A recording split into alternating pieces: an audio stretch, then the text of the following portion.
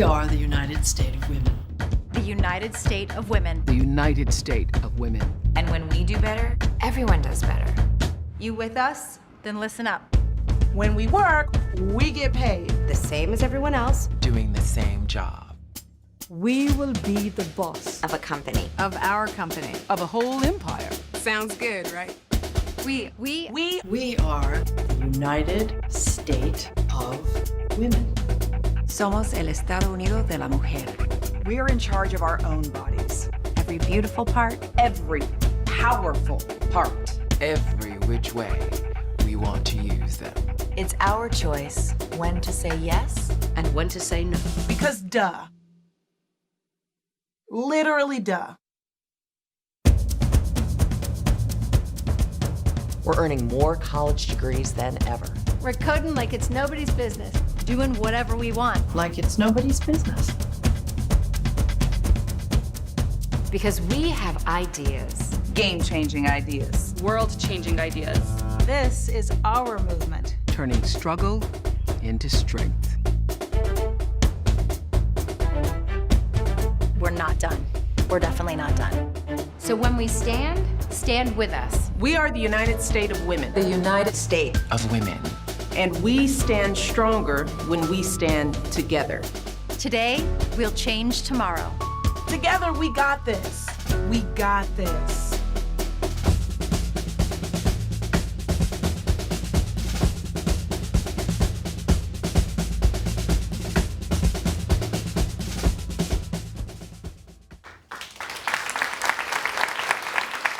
Welcome to NASA, and a special welcome to the United States of Women Summit attendees who have come across the country to participate in this historic summit.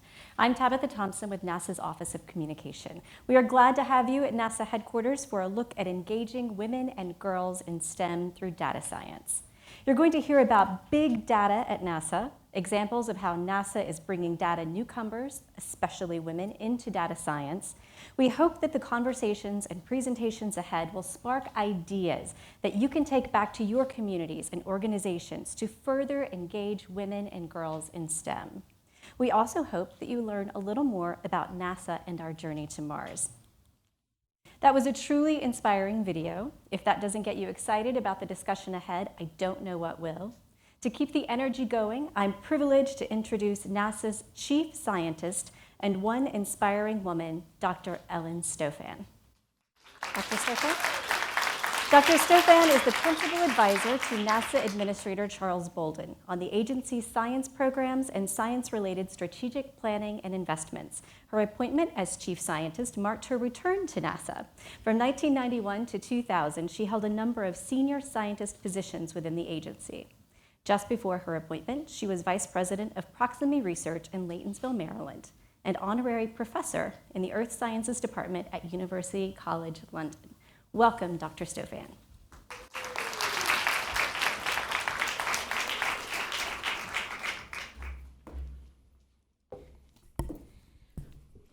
Thank you, and welcome to Washington, D.C. and to NASA headquarters. It's so wonderful to have so many people here from across the country to talk about a topic that's near and dear to my heart, getting more women and girls engaged in science, technology, engineering, and math, or STEM, especially using data science. I hope that the information you received at the summit yesterday was enlightening and that it ignited interest in you in this area. Wasn't yesterday amazing? It was so amazing. I don't think I've ever been so moved by a speech as the one by the vice president. There was such energy in the whole event. It really made me reflect on the progress that we've made, the challenges that we face now, and made me personally motivated to push forward for all of us, if not for my two daughters. Advancing gender equity and opening doors for women and girls in all the sectors and on all fronts is critical to maximizing our potential as a nation and as a planet. We realize the importance of a diverse and inclusive environment, and we're making progress in the right direction. We're fortunate to have outstanding women leaders at all levels and in all types of roles. Yesterday, if you went to the Solutions Seminar on STEM education, you heard from Christina Koch, one of the members of our newest class of astronauts. This class of 8 is the first time we've had an astronaut class that's 50% men and 50% women, which is amazing. It's progress.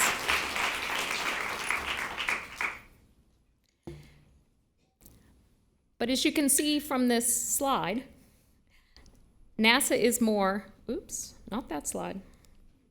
Okay, that's global warming. Here we go. But as you can see from this slide, NASA is more than just astronauts. We have women engineers, mathematicians, geologists, biologists, astrophysicists, and yes, rocket scientists. We have women leading our centers, overseeing launches, building rockets, studying our Earth, studying stars, interpreting data of all kinds. Today, you'll hear from several NASA women, including our Deputy Administrator, David Newman. You'll also hear from Megan Smith, the Chief Technologist of the United States. Women have made significant contributions to our agency since its inception. The woman that you see in the lower right corner of this picture next to our former astronaut Leland Melvin is Katherine Johnson, who got a shout out from the president yesterday. She was born in White Sulphur Springs, West Virginia in 1918. She was known as the girl who loved to count. By the time Katherine was 10 years old, she was a freshman in high school, an amazing feat at the time when schools for African Americans usually stopped in the 8th grade if you were lucky enough to go to school at all. Katherine graduated from high school when she was 14, and after years as a teacher and a stay-at-home mother, she went to work for NASA's predecessor, the NACA, to work on wind tunnel tests at our Langley Research Center in Hampton, Virginia. It was considered a rather tedious job, but not for Katherine and other women who were hired at the time. So Katherine put her math skills to work as a counter, or in those days, they called the women computers. My father actually worked for NASA at our Glenn Research Center at the time, and he said literally, whenever you had equations to solve, you took all your papers with all your equations written out, you'd walk to this room, and there'd be this room full of women sitting at desks with slide rules, which none of the younger people in the audience know what a slide rule is. And literally, the women would function as a giant human computer. And as one of these, Katherine calculated the trajectory for the first American in space, Alan Shepard. Even after NASA began using electronic computers, John Glenn asked that she personally recheck the calculations made by the new computers before his flight aboard Friendship 7. That's how valuable she was. She's one of the unsung women African-American heroes of our country who didn't just carry on, she helped carry the nation's space program despite what she had to deal with living at that time in this place. She went to meetings where she wasn't invited and not totally welcome because she knew she belonged and that her skills were relevant and needed. So it's not just about diversity, it's about inclusion. We have to bring everyone into the room, and then we have to make sure they are welcome. Last November 24th, Katherine received the nation's highest civilian award, the Presidential Medal of Freedom, from President Barack Obama. So amazing.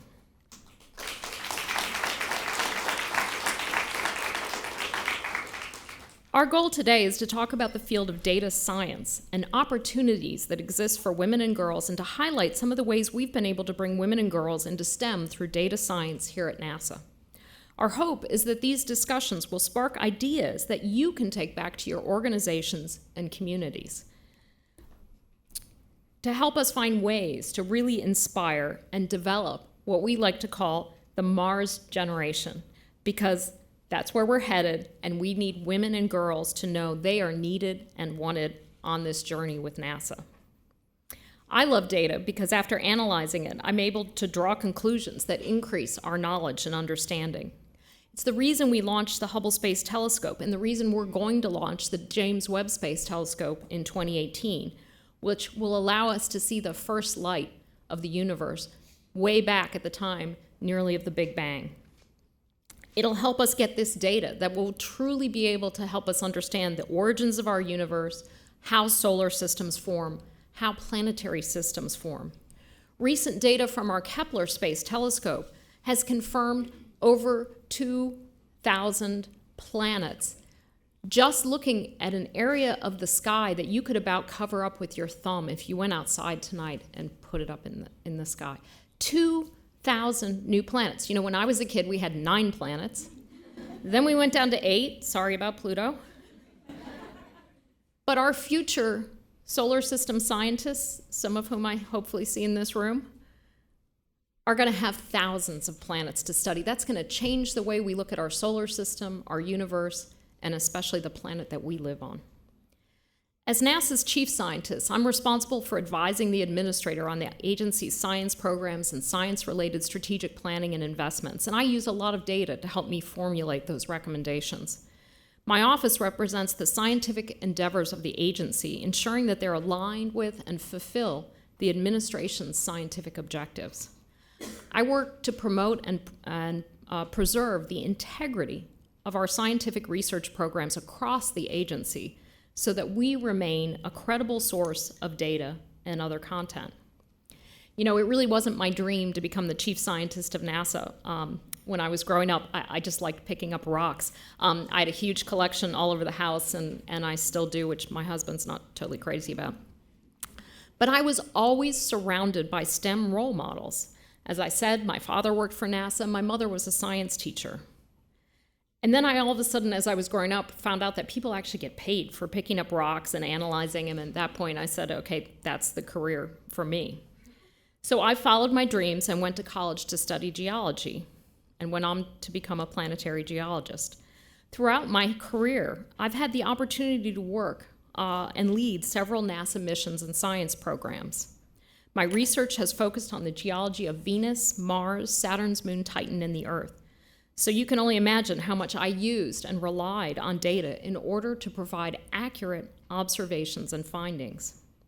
Most of the work we do here at NASA involves data, and the various disciplines rely on it to increase our understanding and make improvements all around us.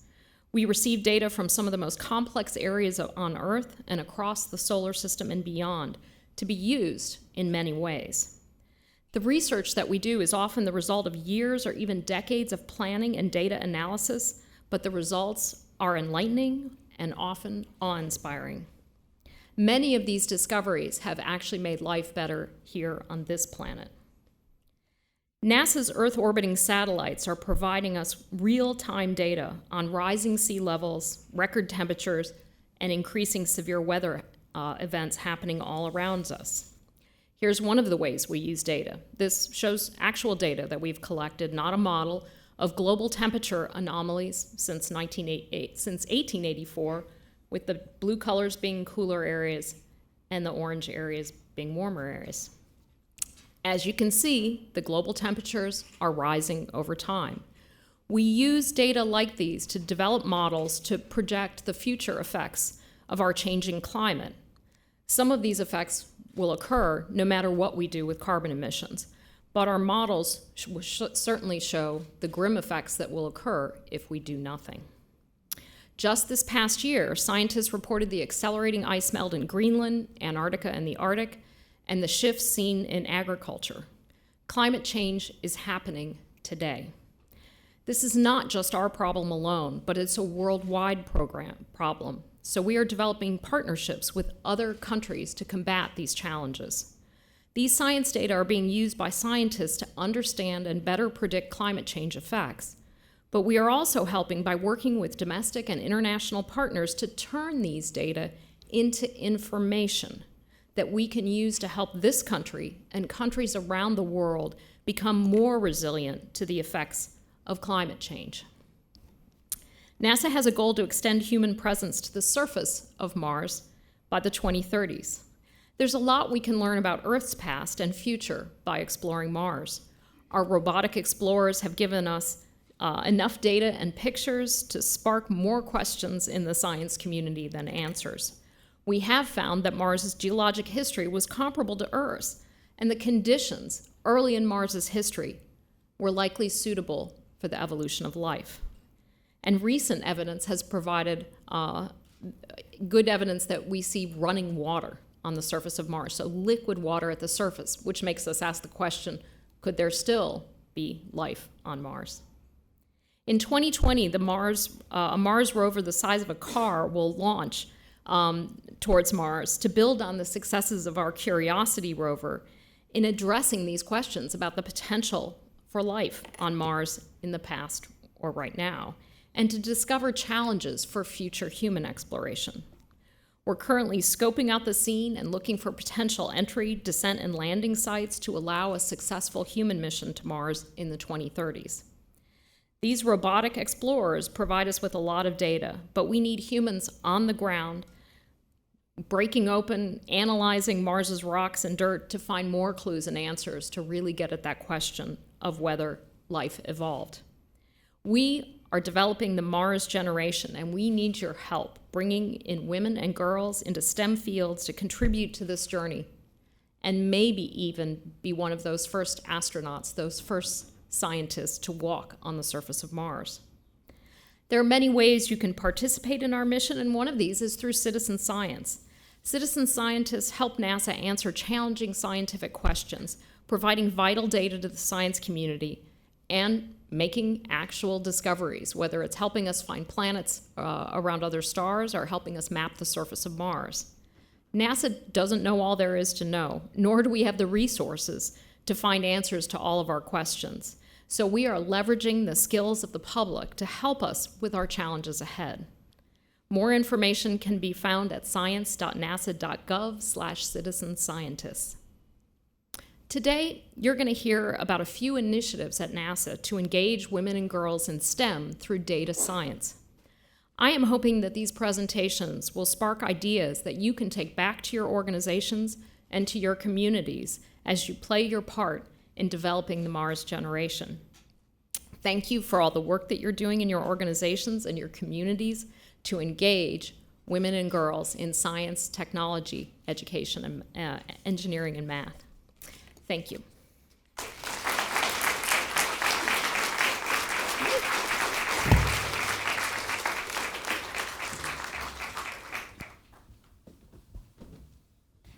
Thank you, Dr. Stofan. Now let's take a moment to hear from some other women of NASA.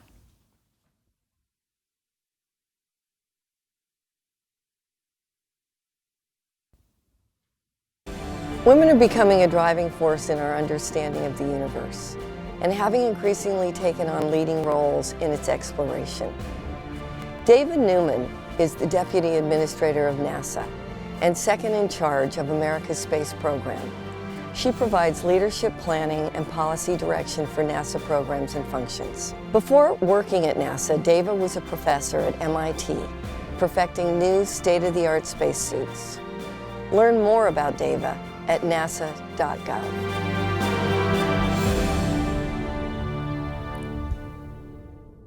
Now it is my honor to introduce NASA Deputy Administrator Dr. Dava Newman and U.S. Chief Technology Officer Megan Smith.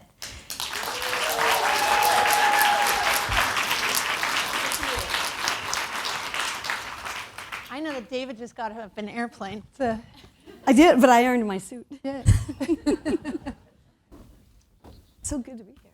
Well, thank you for joining us. How's everyone?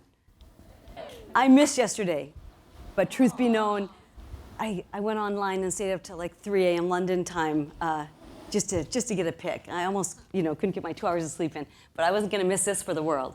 Wasn't going to miss this for the world. This is just too important. So we have the U.S. Chief Technologist here. Megan's a great friend, a mentor, pretty much a superwoman. And there's no one better qualified to talk to us about women in data. So you've been thinking about this, Megan, right? And to know our present and our future, we have huge goals for the future. Thank you, Dr. Stofan. We are recruiting the Mars generation at NASA, and we need to know our past. And so we could either put GOGANs, past, present, and future, or we could let you talk about the project you've been working on. Yes. And the sentiments. Right. So we've been working on a bunch of things. Churchill said, the further back you can look, the farther forward you will see. And so we're really looking out at the capabilities and talent and how do we unlock all the talent of the American people and the people in the world. And it's so awesome to be here at NASA. Yay. Because you guys are just driving so much delight and engagement with what everybody's following you. It just it seems every week, every day, there's something that NASA is doing. Whether you're looking out and adventuring the way we do, the way you do, and you lead us, or whether looking down at the planet and figuring out what we need to do here at home with data science. So we talked a little bit about, you just mentioned Katherine Johnson. So many people have been part of creating what's going on, but they haven't always gotten credit. So we had a little image that I don't know if they can bring it up, but that was a beautiful NASA image. Yep, that was it. That was it. This photo was taken by astronaut Coleman when she was receiving a delivery. But what's really striking to me was when I looked at the picture, can you guys see the Finger Lakes in New York City, or New York State? Yeah, so it's actually looking down on Seneca Falls.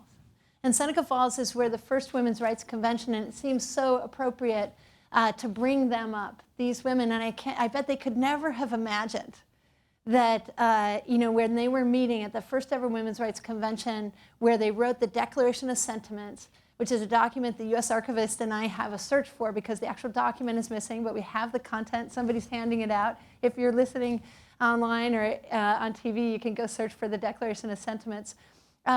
When they were writing and meeting, I bet they had no idea that up above them, whatever 100-something years later, would be Katie, a woman, catching this delivery on the space station.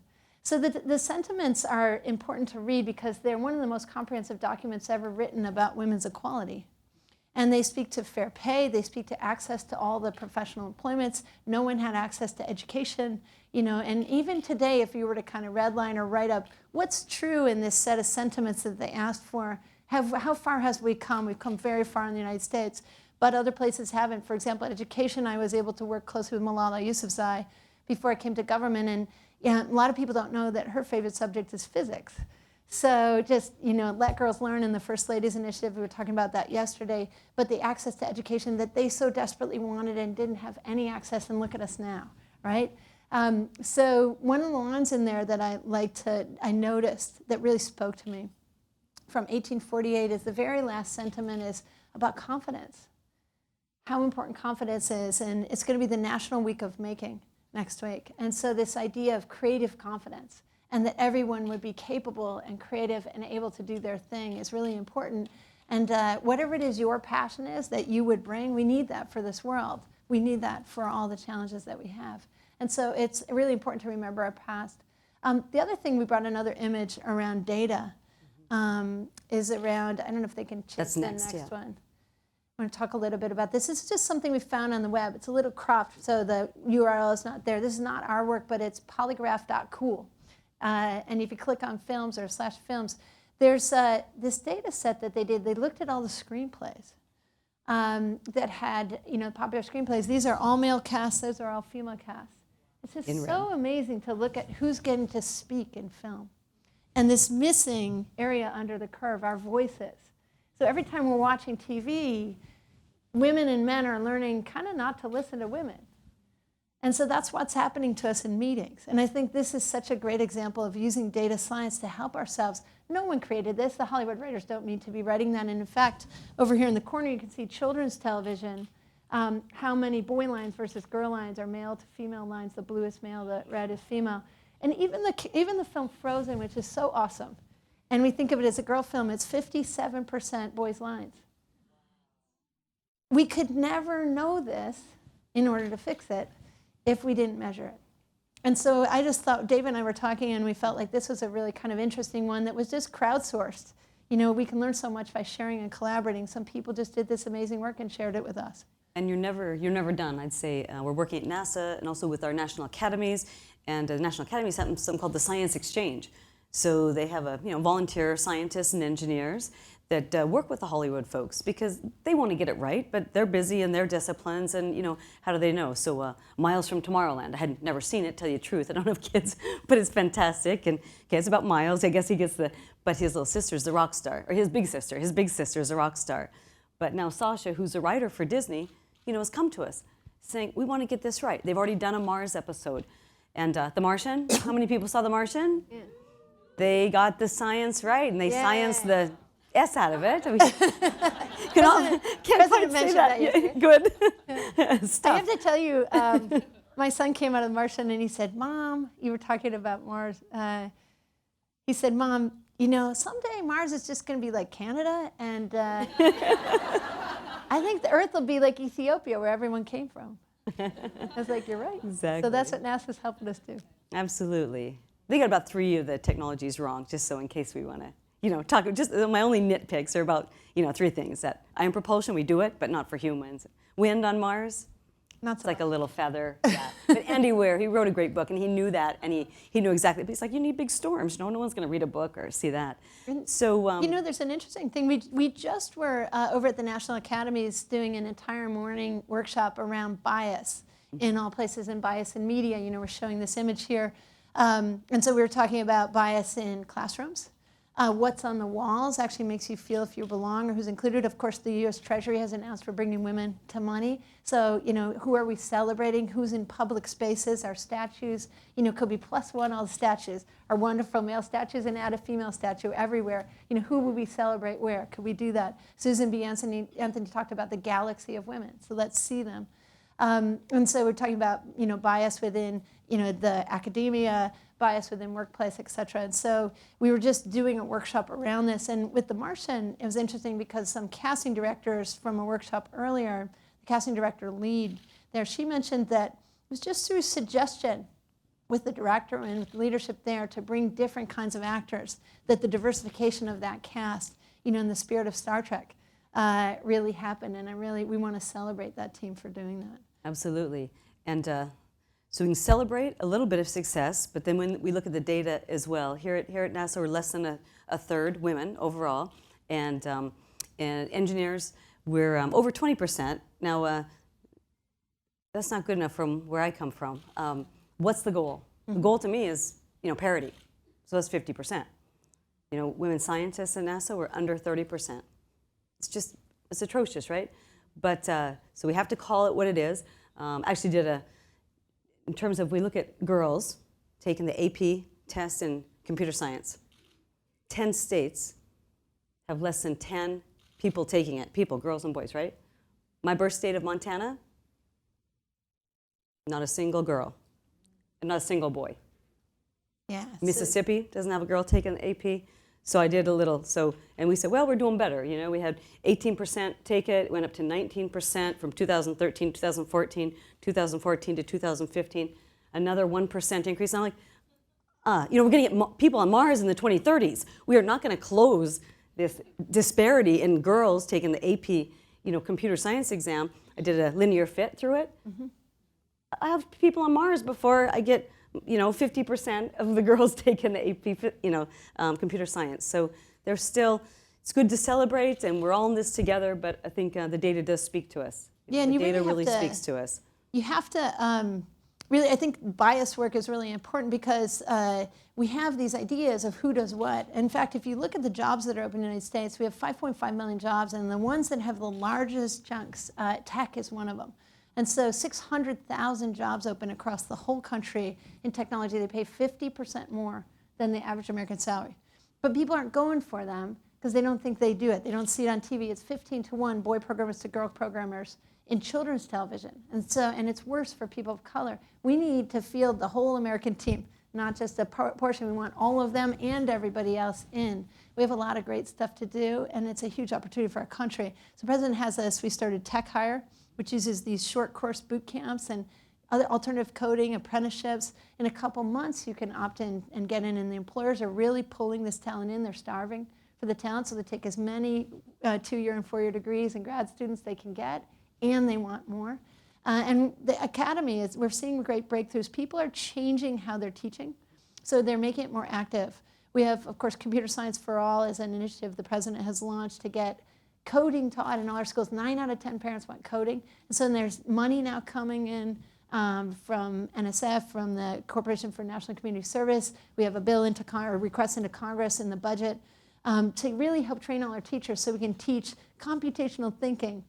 Wouldn't it be fun if you were in 3rd grade and you were doing mysteries and you had to do crypto? And then crypto wouldn't be hard, it'd be cool and fun, and it'd be a game you were playing with your friends in the middle of writing, you know, these stories, very Da Vinci Code, right? So how do you weave this stuff? The universe doesn't separate the subjects, so why are we making people feel like there's math people and there's not math people? It's just not true. We had these fabulous kids on stage yesterday, the Mathtastic Four. They are wonderful. You got to go watch their video. They're doing permutations and combinations in a silent movie video that they were one of the finalists for Math Counts. But how do we teach that way? You know, teaching and immersion, and I'd like to open up STEM as well.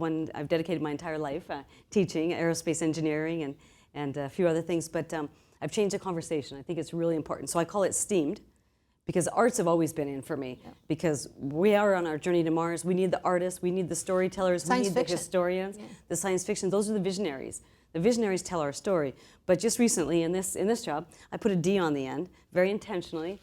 I'm STEAMed, that we're not making much more progress, much more quickly. Awesome. And we have a 3D maker generation out there. It's this week. We're going to start on Friday. I get to come over to visit you guys. It's Maker Week. I have a Raspberry Pi. An Arduino. See, it always comes with, we need, you know, isn't that cool to be a chief technologist? She gets technology every day.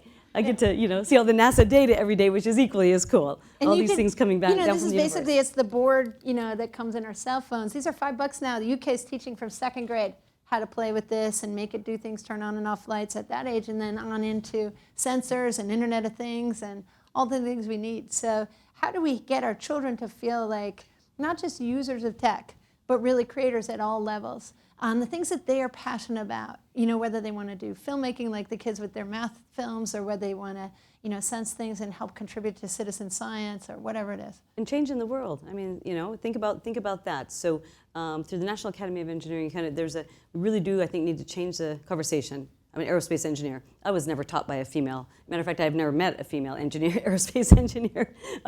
So if you can't see yourself, then it's hard, right? But what about this? We used to say, our generation, you had to be the best in physics, right? You had to be the best in math. You had to be the best in calculus, the best in chemistry. How intimidating is that? Of course, that's why we filtered people out. We need to filter people in. Right. Say, what do you love? What's your passion? Mm-hmm. And we change the conversation. It's guess who builds and designs and blows up rockets?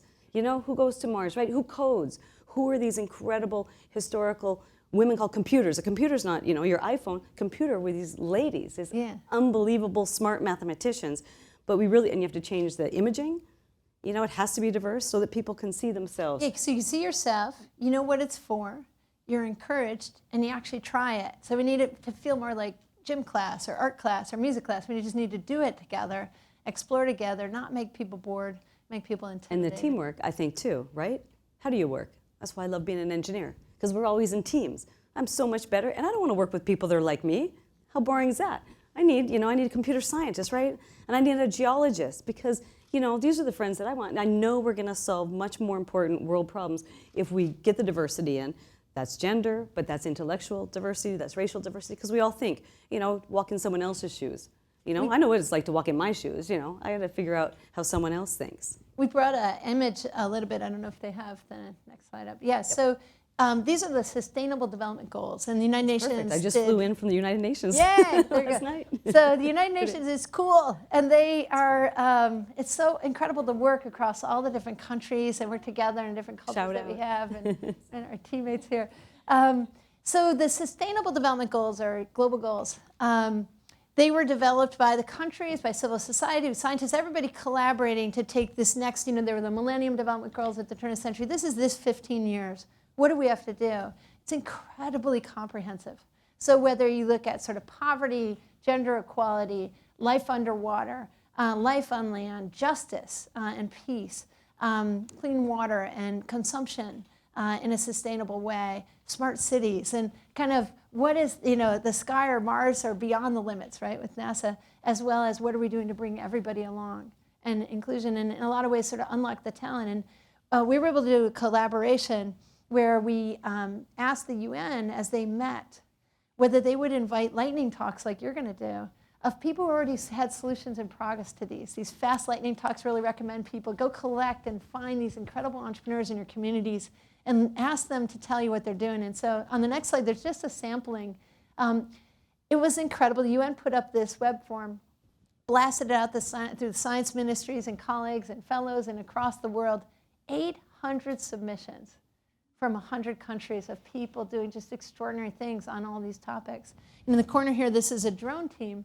They're flying drones to plant 1 billion trees a year is their goal, a reforestation program. Princess Mechanical Engineer from Burkina Faso, doing solar lighting and microenterprise. This really creative economic solution with a engineering solution. Up in the corner, the team here is, many people in Uganda do not have representation in prison. And so they didn't really have a fair trial. And so there's not enough lawyers. So people are teaching law in the prison and people are representing themselves. There was a woman who got herself off death row from her cell and changed the law from capital punishment. So everybody is awesome on this planet. How do we help them have the creative confidence to do their thing? And these entrepreneurs, the reward for submission was a dozen of them would come and present lightning talks at the UN right after, an hour after ratification. We get moving, and that happened. One of my favorites as a mechanical engineer and a techie, and as we go into the week of making, is this beautiful image here. See the kids on the dock running into something. They're running into a fab lab. There's hundreds of fab labs around the planet, which are places where it's kind of like the shop, home ec, art room, full of machines and people who would help you make anything. And so can you imagine in the Amazon, the talent there with biodiversity and knowledge and indigenous knowledge and what the people would get up to if they had 3D printing and capabilities like that. And so shouldn't that be democratized and be available to anyone? And so there's a team, indigenous Peruvian, a Brazilian team building this idea for the Amazon. And we hope all of American kids and all kids around the world will have access. And if you know about the National Week of Making, if you don't, go look online, Week of Makers, and go visit some of these celebrations of our makers across the country. I always think, you know, this little board, Steve Jobs and Steve Wozniak had their board. It was a little bigger, but they played around with these ideas, and what came out of that? Apple computer. Right? So. And they had the most, you know, diverse, you know, again, team. So some computation, but some designers, right? Some engineers, lots of people from the arts and history, and they just put together people who actually love Jobs' tagline, insanely great. Yeah. Now that is a very clear mission. Insanely great, right? Yeah. And that's what, you know, to NASA, the data, you know, we just want to be excellent, right? We want to inspire. We want to lift, you know, humanity and the spirits and attain. If it seems impossible, then we're in. You know, right. It needs to seem impossible because then that's when you bring the best out of, you know, so we want to collect, collect all these people exactly. who can do this. One thing I was going to tell you, since you mentioned the Jobs team, you know, that how diverse it was, a lot of times if you go online and you look up the historic photos of the Macintosh team, there's lots of women and men together in those photos. Even though for some reason we keep writing the movies, the cast written out of the movies. Yeah, woman. we had this. Susan Kerr was just in the White House presenting with the U.S. Digital Service a lot of her user interface design, and so she's the person who kind of productized, took those ideas from Xerox PARC and really made them work in this tiny, tiny memory footprint. The Chicago font and, you know, the cursors. And she was funny because she said, you know, you think this is awesome, but like, and she popped up a picture of hieroglyphics. She's like, we've been doing these kinds of things for a long time. So, you know, we build on history, but women, and Susan Kerr herself, has had an extraordinary impact in art, to your point, on all of us and how we interact with our devices and the beautiful graphics that she kind of kicked us off into this digital century that we live in. I think I'd give a challenge to everyone. Megan and I get to talk about this. It's kind of writing history, writing our own history, because often we women are not in. How many people knew about Katherine Johnson? You know, no, many. You know, there's a lot of NASA women here. You know, we need to write our own history because we have pioneers. Ellen and I put up a blog just for fun because we said, look, there's 10 NASA women that we don't think even NASA women know about it. You know, we're going to celebrate all these pioneers. And so it really is on our watch to write history as we see it. That's how history is written, right? And if you don't write it, guess what? You're not in it. There's a data science story that relates to something I want to give you. This is, I'm wearing one of them. It's a jail door pin. It was designed by Alice Paul. The president mentioned her yesterday in his speech. And most people don't know about Alice. She, you know, when Susan B. Anthony and Elizabeth Cady Stanton died in 1902 and 6, Alice became really the 50-year leader. And she came into Washington, and one of the first things she did was in 1913, she organized a parade down Pennsylvania Avenue, right out here, from Congress to Treasury Steps. And that's the design, Treasury Steps on the $10 bill, were the suffrage parade of Elizabeth, Sojourner Truth, others will Jeanette be. Rankin. Yeah, so they'll First be on female there. Congresswoman. Yeah, so in that parade was one of our greatest American data scientists, Ida B. Wells. Do people know Ida? She was an incredible journalist in the 1800s, and she really social changed. She used data science to communicate to America what we were doing with lynching. And so she was able to really change people's hearts and minds to realize what was going on. And so and at the time, there was so much discrimination, and there was an idea that she wouldn't march with the Illinois contingent, that the African-American people would march, women would march in the back. It was the first public event of the Deltas, founded at Howard. Helen Keller was in this march. And she said, forget that, hopped right in with the Illinois contingent, and we have a wonderful photo of her that was on the cover of the Chicago Tribune of the day, Ida. So let's think about Ida and data science and social change and community and caring for each other and what the kind of peace and justice. We just had police jurisdictions all in the White House working on data science earlier this week. So we can solve so many problems, environmental problems, exploration problems. Exactly, we need to do it together. So this is for you. It's a jail door pin that Alice designed. Wow. For the women who went to jail. Standing on the White House fence. The first strategic protest in the history of the United States was 2,000 women across 2 years, from 1917 to 1919, to get us the vote. And if you went to jail for suffrage, you got one of these jail door pins. So the new monument, it's like hooked on there. The new monument here, the Belmont Paul Women's Equality National Monument, just next to Congress, is now dedicated by the president about a month ago. And so people should visit and learn that history. We're going to, thank you, Megan. We're going to keep talking, but there's just too many of you out there that we want to hear from. So we're going to open it up to Q&A. I have one question for you, Megan, but we'll take it because, how about coming to government? You and I can both talk about, what about, all the opportunities in government. But I think Tabitha is going to walk around and get some of your questions. Terrific. So I'm going to take advantage of being the moderator to ask the first question. And that question is, one of the objectives today is to talk about how to engage newcomers to STEM. So you both are clearly experienced in being recruited to STEM. So can you tell us, how can we do that, and how were you attracted to a STEM field? I think almost everybody who's in tech or in STEM or whatever passion project or career you chose, you can point to some moments, when you got engaged. And the moments for me are examples that really match the research. Understanding what it's for, having the confidence that you could do it, being encouraged, seeing people like that. And for me, it was President Carter putting solar panels on the White House. My school requiring science fair, so making sure that we had project-based experiences that all kids, not just the kids who opted in and knew it were cool, but everybody had to do it. And they begrudgingly, I have to do the science fair. And then pretty soon they're like, I'm doing the science fair. And so I did all my projects in wind and solar and storage with phase change and other kinds of things throughout high school. And I'm a mechanical engineer because I'm interested in those kinds of technologies. And so interesting, you say Carter. So for me, it was probably as President Reagan.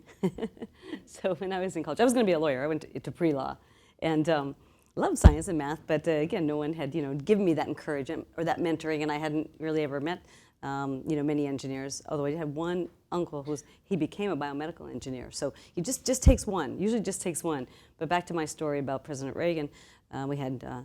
Something I think that was done here in Washington on maybe back of envelopes called the Strategic Defense Initiative. Well, I was a college student that said, we need to get this right. Let's explore for peaceful uses of outer space. So I was incredibly honored yesterday to be able to give a speech at the UN for the Committee on the Peaceful Uses of Outer Space. So it really goes full circle. It just takes that and said, well, how do you do that? And electrical engineering, I thought, that didn't sound all right. Mechanical, I couldn't even fix my car, so I thought, uh-oh. So I'm still looking around, man, I love to fly. And the Apollo program, that also, I was a young girl growing up in, the 60s, and that just, makes a dream big, right? We sent, men to the moon. So, that was just kind of, again, some few things. Probably I'm obstinate, said, I want to do it this way, So I wrote all those term projects about, let's do peaceful uses of outer space, but then also think the Apollo program just, gave me, probably is why I'm here today. Yeah, so really that connection to something that matters. We had an energy crisis. We wanted to make space have a peaceful part of it, you know, so it really pulls you in that way.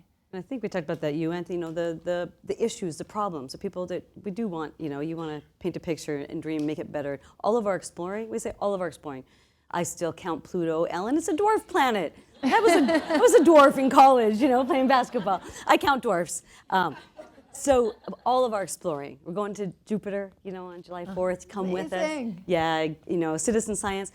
But it just teaches us about ourselves. It teaches us about what I call spaceship Earth.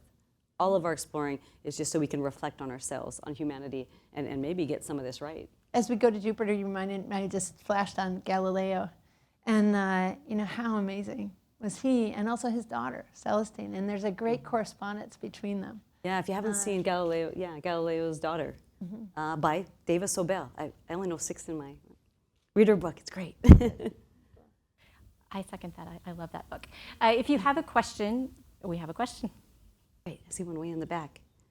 Hi, ladies. My name is Samara Panna. I'm a co-founder of a technology platform that's dedicated to transforming the giving landscape through the use of technology. It's called Bridge to Act. So as a woman in tech, I'm very, very impressed and empowered and inspired by what you're sharing with us here today. Megan, my question's for you as an individual that came from private sector, Google, right, a truly disruptive company. I'm curious to see how you're bringing disruption to the U.S. government and how you're going to use that, you know, to really create a change. Yeah, and David, you were just mentioning my question. this. Thank you. It's such an honor to be here, working for the president, working for this country in these positions. You know, we have so much resource in the U.S. government and so much talent. My colleagues that we find are amazing, and they really know just extraordinary things. And so we haven't had, what the president observed in the case of the CTO, he created this position. It's in the Office of Science Technology Policy with the president's science advisor. We've always had amazing science and technology within our country and our government for all these years. I mean, President Washington started the Army Corps of Engineers before the country was founded, right? And Vannevar Bush during FDR. I mean, so much great science and tech, and NASA is so much part of that heritage. But right now, one of the things we want to mix in is even more of our digital techie Americans into the mix, which is what the president's adding them in. He was at the South by Southwest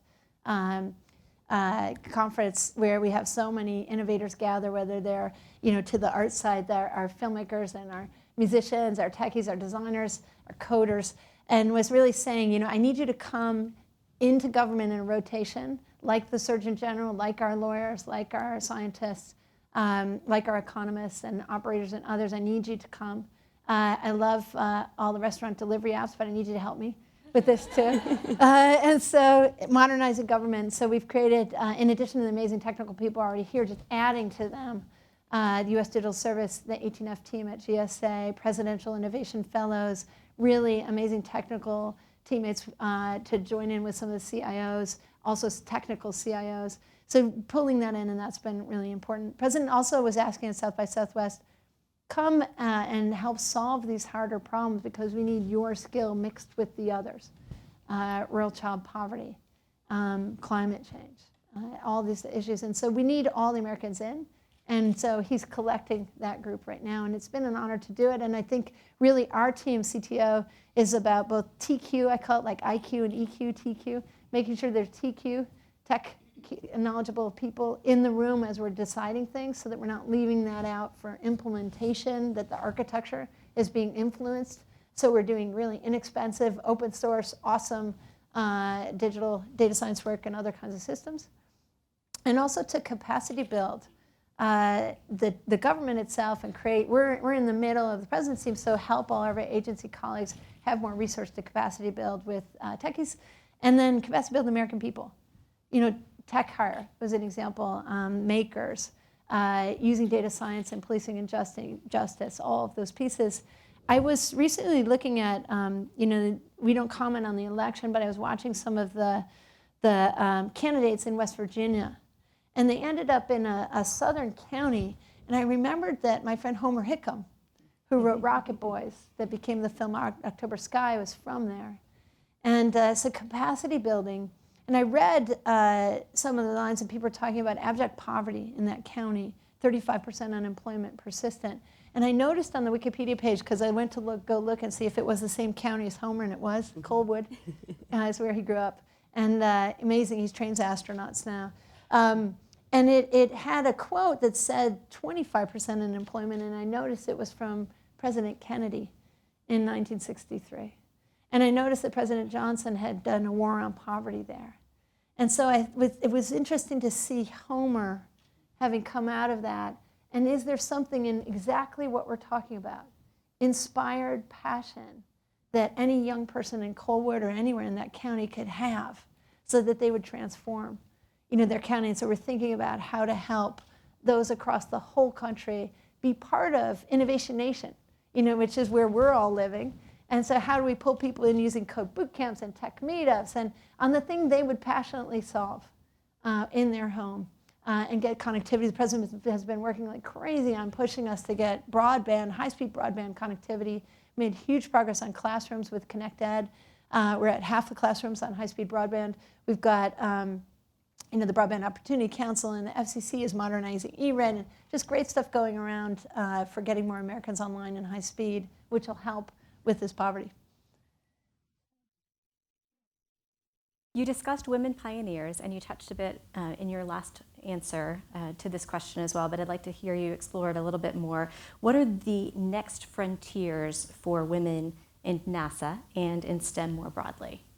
Oh, well, so really across with 100 science missions going on, but Jupiter's next. I mean, our frontiers are boom, boom, boom. The best thing about this job, and I want to give a shout out to all the NASA folks who are here, all the civil servants who are here. If you could raise your hand, yeah, because these are the unsung heroes. I mean, it's a pleasure for Megan and I to come, but every day to the last question too. And so partnering and joining forces and just knowing how honorable it is. And these are the most humble people and wonderful women and men that I've been able to join. And so we're all going together, and we want to take the world with us. So I mentioned Jupiter because that's citizen science. We'll put JunoCam July 4th. Really nice that the country's celebrating for us arriving in Jupiter. And so open up that JunoCam and say, world, where do you want to look at Jupiter? So people can point the JunoCam, because it's, we want to bring everyone. And then we go beyond that. We're developing our next big rocket space launch system with Orion on top. That gets us out to Earth-Moon orbit in the 2020s. And those are our exploration missions. And then in the 2030s, we get to Mars.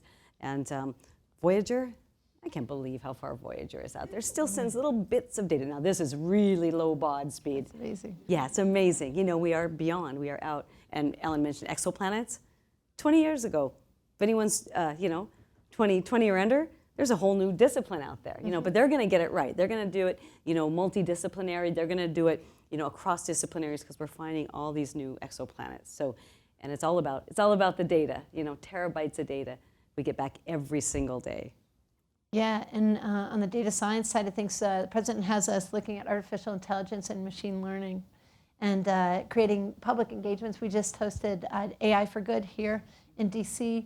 They're in partnership with all kinds of different partners out in Washington. The University of Washington hosted looking at AI for law and policy. We'll be doing more of that. And so getting more people involved in coding and data science work, as we're doing today, and looking at whatever kind of solutions we can make and use and see in this data. I also love the incredible work NASA does to engage everyone.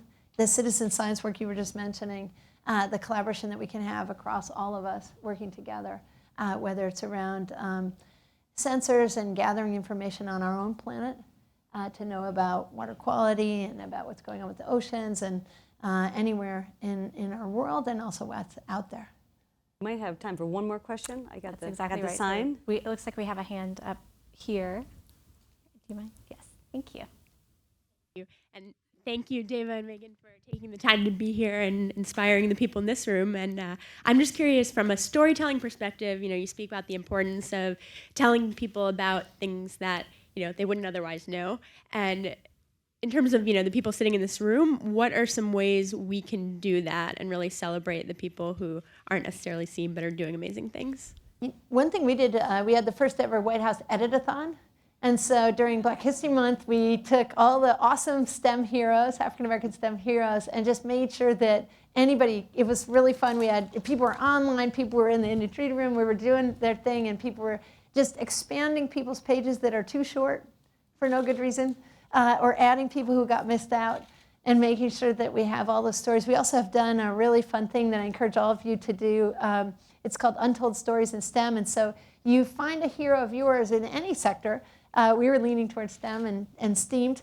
And you just record why you're passionate about this person, study enough history that you can tell their story and tell it and make sure it's there. A lot of those audio clips are ended up on the Wikipedia pages, so it's been really great to see that. And we have a women at NASA, and we're telling our stories, and you're all invited and ready for, we need to do the mashups, right?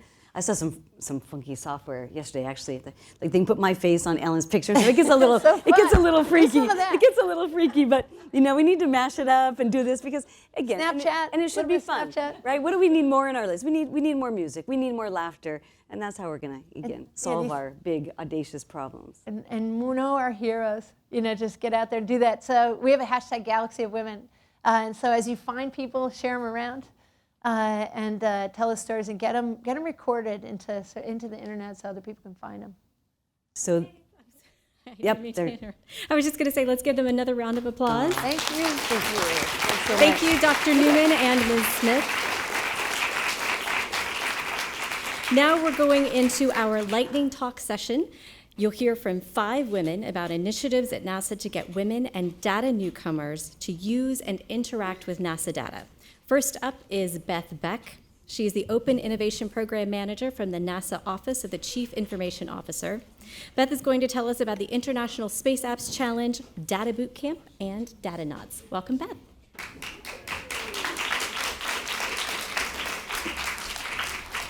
So we're so glad to have you here. How many people actually went to the State of Women event yesterday? Awesome. Yeah, we're still glowing from that and tired from it, right? It was a great, wonderful, overwhelming day. So we have some untold stories to tell you, and I'm so thrilled to be here with 4 other women who have taken part in some of our Women in Data initiatives. So get you started. We have 3 stories we're going to tell you about. We've got the International Space Apps Challenge, our Data Bootcamp, and our Data Nods. So those are 3 Women in Data initiatives. So here are 2 girls, 16-year-old girls from Amman, Jordan. They came to the United States last summer as part of the Department of State Tech Girls program, and they heard the stories of these 3 programs. They went back to Jordan, created the first ever Space Apps Challenge in Jordan this year, 2 16-year-old girls, just from hearing our stories. So what is Space Apps? So Space Apps to the ordinary person is a hackathon. So you've heard of hackathons before. It's 48 hours, 72 hours of hacking on data. But to us, it's our open data incubator. So it's our opportunity to allow citizens to come engage in our data. So what we do with our data is we wrap it in the context of a challenge so that you can innovate in your community. It's open source. You get to keep the solution, but we get to keep the solution too if you want it. That's the cool thing about open source. So what does data look like? Is this compelling for you?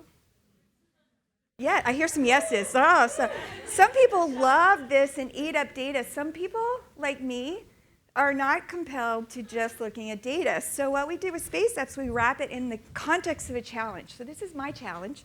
It's the Rocket IT, a space design, fashion design challenge. So some people, really reacted to this and said, why would you do a fashion challenge for data? That's dumbing down things for girls. But here's the deal. The people that are already engaged, the women and girls that are already engaged in data, they're already here.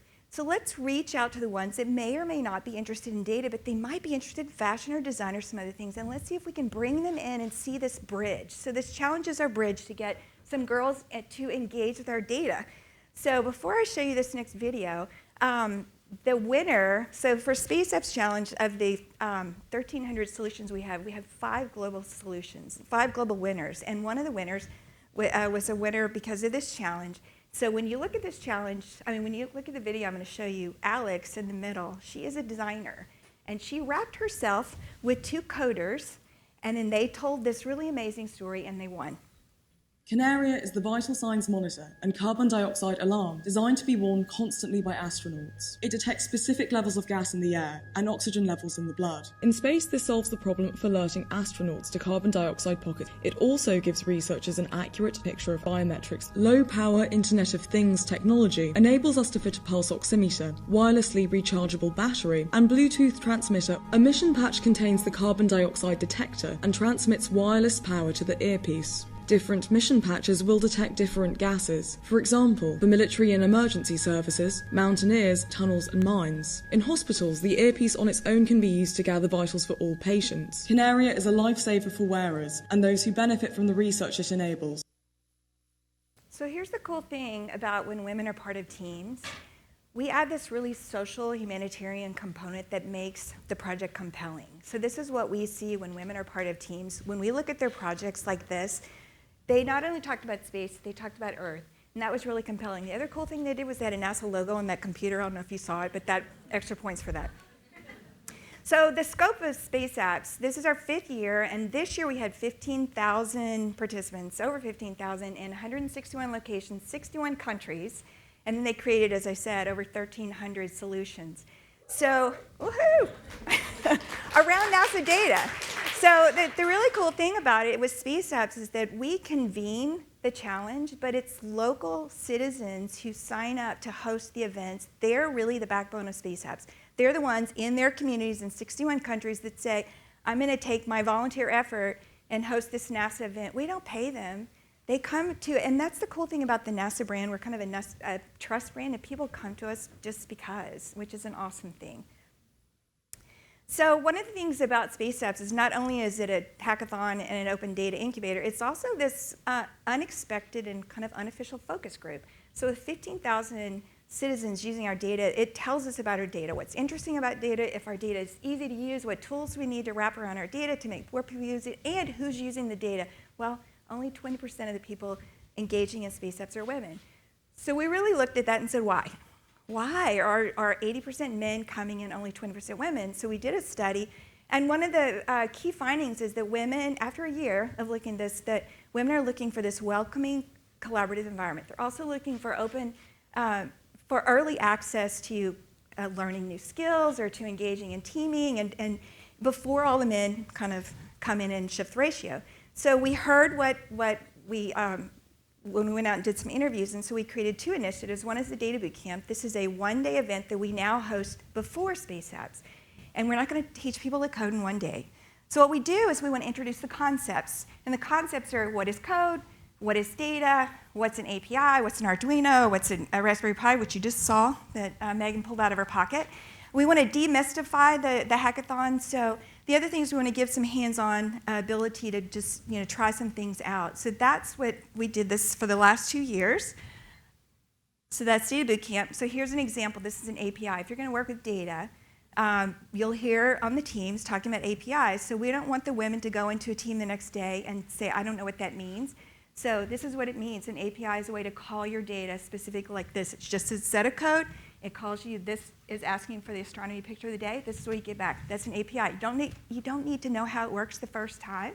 You just need to know what it is so you don't feel uncomfortable and feel like you need to quit because you don't know what they're talking about. So that's what Bootcamp does.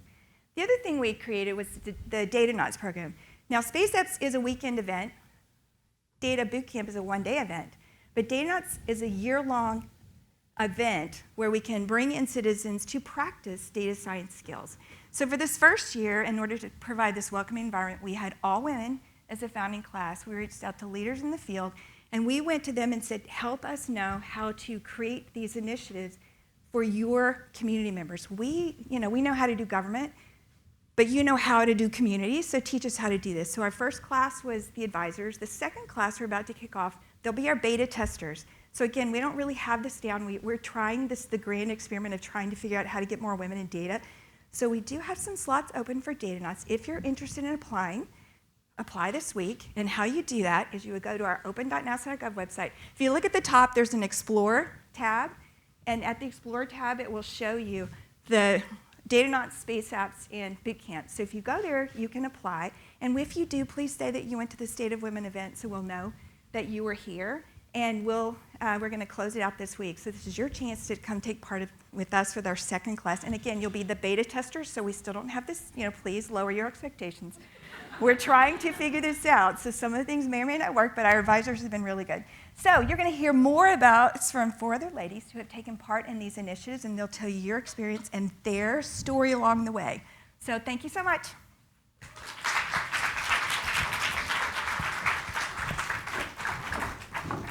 Thank you, Beth. Our next lightning talk presentation is from Michelle Easter. Michelle is an engineer at NASA's Jet Propulsion Lab in Pasadena, California, and co-founder of Mind Makers, a nonprofit organization that empowers adults from unconventional backgrounds with skills and training in computer programming, robotics, electrical engineering, and other STEAM-related fields. She spoke at the 2016 Space Apps Data Bootcamp in Pasadena and led, I hear, a very popular Stardust station where she taught binary code in 10 minutes. Welcome, Michelle.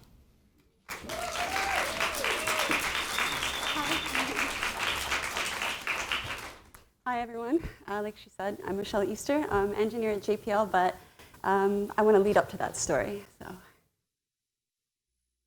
So I want to start by saying I'm really honored to be here. I'm at NASA headquarters. It's crazy. Yeah, I'm not over the shock. And this was me. I was about 13 years old, and I was at Goddard, and it was my first time ever stepping into a NASA center. Yes, I was a gangly, awkward preteen. That's okay. This is, to date, still one of my proudest moments. And there's a little foreshadowing in here that I never could have seen, of course. So going back in time a little bit more, that's actually me on the right. I have always been like 2 parts, right? Very much so a big part of my mom. She's very feminine. She's here in the back. Hi, Mama. Always very supportive, very feminine. I think, Mother, did you make this dress? Or did Grandmama? Very, very feminine. This was always a very big part of my identity. But at the same time, I grew up on a farm, and I was a total daddy's girl, and my dad was an industrial mechanic and a farmer. And so I like to follow him around and help him tear apart machinery and build things. And I really identified with both of these parts of my personality. And as I got a little bit older, I didn't understand that you can have both parts of the personalities and exist. And so I chose one, and I actually ended up working in a career in fashion. So after I graduated high school, I actually got offered a contract to go to South Korea to model. And I didn't even think that that was ever a possibility. So I did it, and I ended up spending several years, most of my 20s, traveling internationally working as a model. And it was incredible. It was really fun. I got to travel. I got to meet really creative people. I developed a lot of independence. And I got to make beautiful art. The top left, that's me in Dubai doing a runway show. The bottom right, that was in Milan. These are experiences that are incredibly valuable and really helped make me who I am. But as I got a little bit older, I really started to realize that I was missing this other part of me that was equally as important to me as my femininity. So I decided to try engineering school. And this is the best graphic that I can come up with to describe to you what it was like for me to try to go to engineering school. So I started at the age of 26 years old. And I promise you guys, there is absolutely not anything about working as a fashion model that gives you an academically competitive advantage when you're trying to go into engineering. So it was extremely, extremely challenging for me. But it was the most rewarding thing I've ever done. So fast forward to this moment when I unbelievably finally graduated from college with my degree in mechanical engineering and a 4.0 GPA at the age of 31 years old. Thank you. Thank you. I never thought that that was going to happen. And I'm sure if any of you pull one of my parents aside after this, they'll tell you that they never thought it would happen either.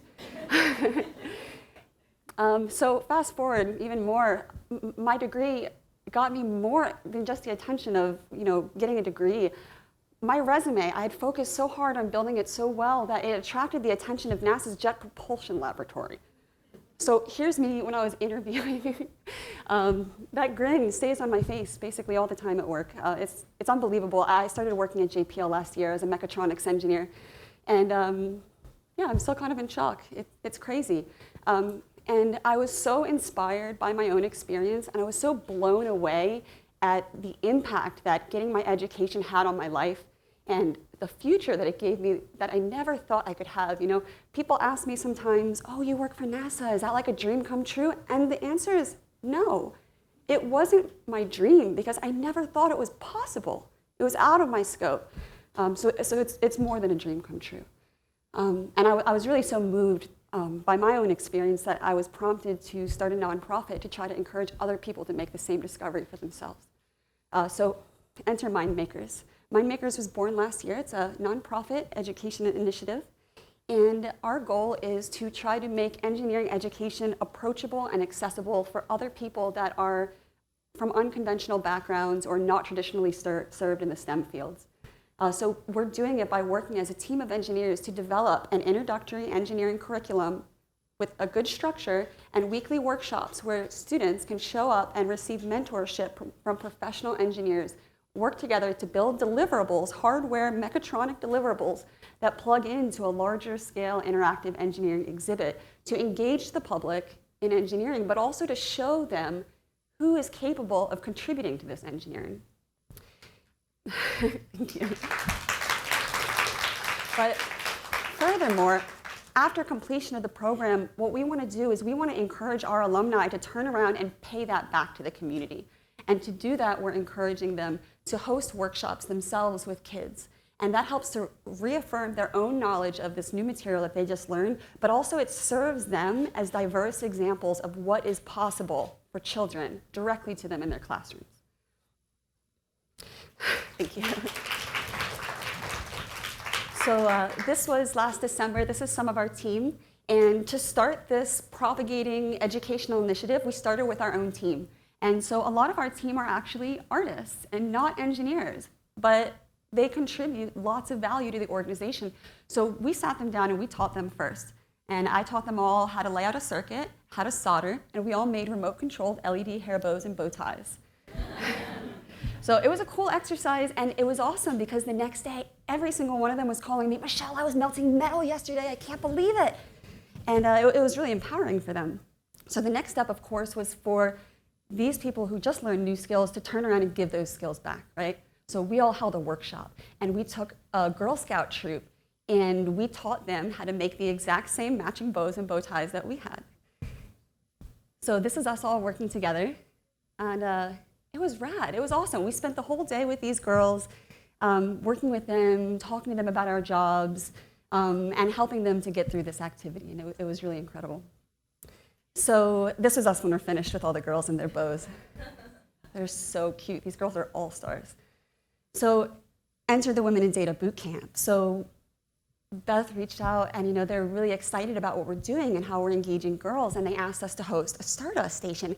And when I saw the mission, I thought, oh my God, it's our mission. We want to engage people that are not traditionally served and make them feel confident that, okay, I know what these words mean. I can go into this arena and I can give it a try, and it's something that I can learn. So we set up an exercise, and we call it the bite-sized learning tool. So we wanted to do a nod to the data and a nod to the hardware because we love hardware. So for our Stardust station, what we did is we had a 10-minute lesson in binary. So we started out, everybody comes in, and I taught, I swear to God, it's super simple, a 10-minute lesson in binary. If you like your lesson, then you come back and you can sign up to learn how to solder. And then we developed these little modules you can see here on the left. And they're little electronic circuits where each row has 8 LEDs, so each row represents 1 byte. So you can encode 1 letter in 1 byte. So if anybody wanted to come back, we would teach them how to convert their initials into binary, and then they took their little module, unscrew the screws off the back, pop the back off, drop little resistors in, and solder them in to tie each LED that they wanted to light into a 1 into the circuit. So I guess I was shocked, but maybe we shouldn't be shocked. Everybody came. I thought maybe some people would be nervous, but everybody wanted to come solder. It was really incredible. Oh, by the way, that one says NASA and ASA. So this is what it looks like. It's a cute little video.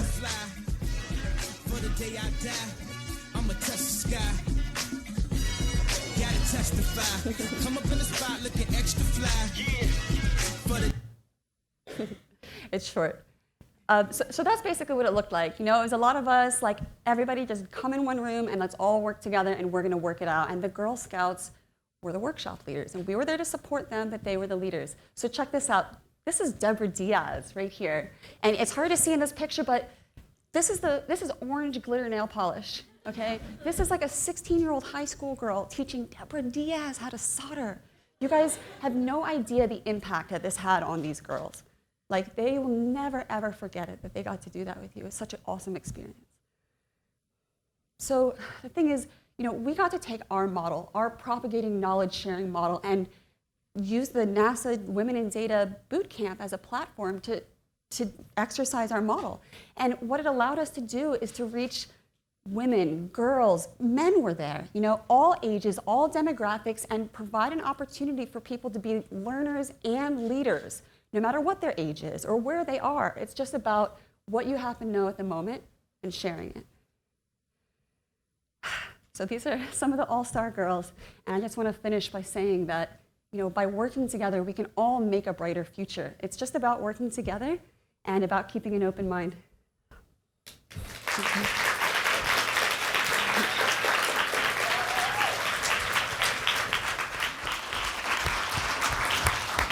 Thank you, Michelle. Now I'd like to introduce Tina Lai. Tina also lives in Pasadena, California, and participated in the 2016 Space Apps Challenge and Data Bootcamp. This was her first time participating in a hackathon, and now she's a future Datanaut. Her interest in programming started with her training in printmaking and sculpture. Let's find out how that works.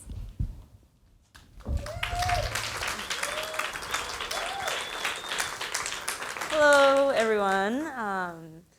First of all, I wanted to thank Beth. I never thought that, the first time I went to the Data Bootcamp and the Space App that I would be invited to DC and come in NASA. Oh, it's just, I'm like giddy right now. So thank you. All right. So, that is me. This is me. So this is what I did before I started programming. I got a printmaking degree in college, which is the picture on the left. That's me printing in my friend's garage, actually. And you can see the prints up there. So that's where I started.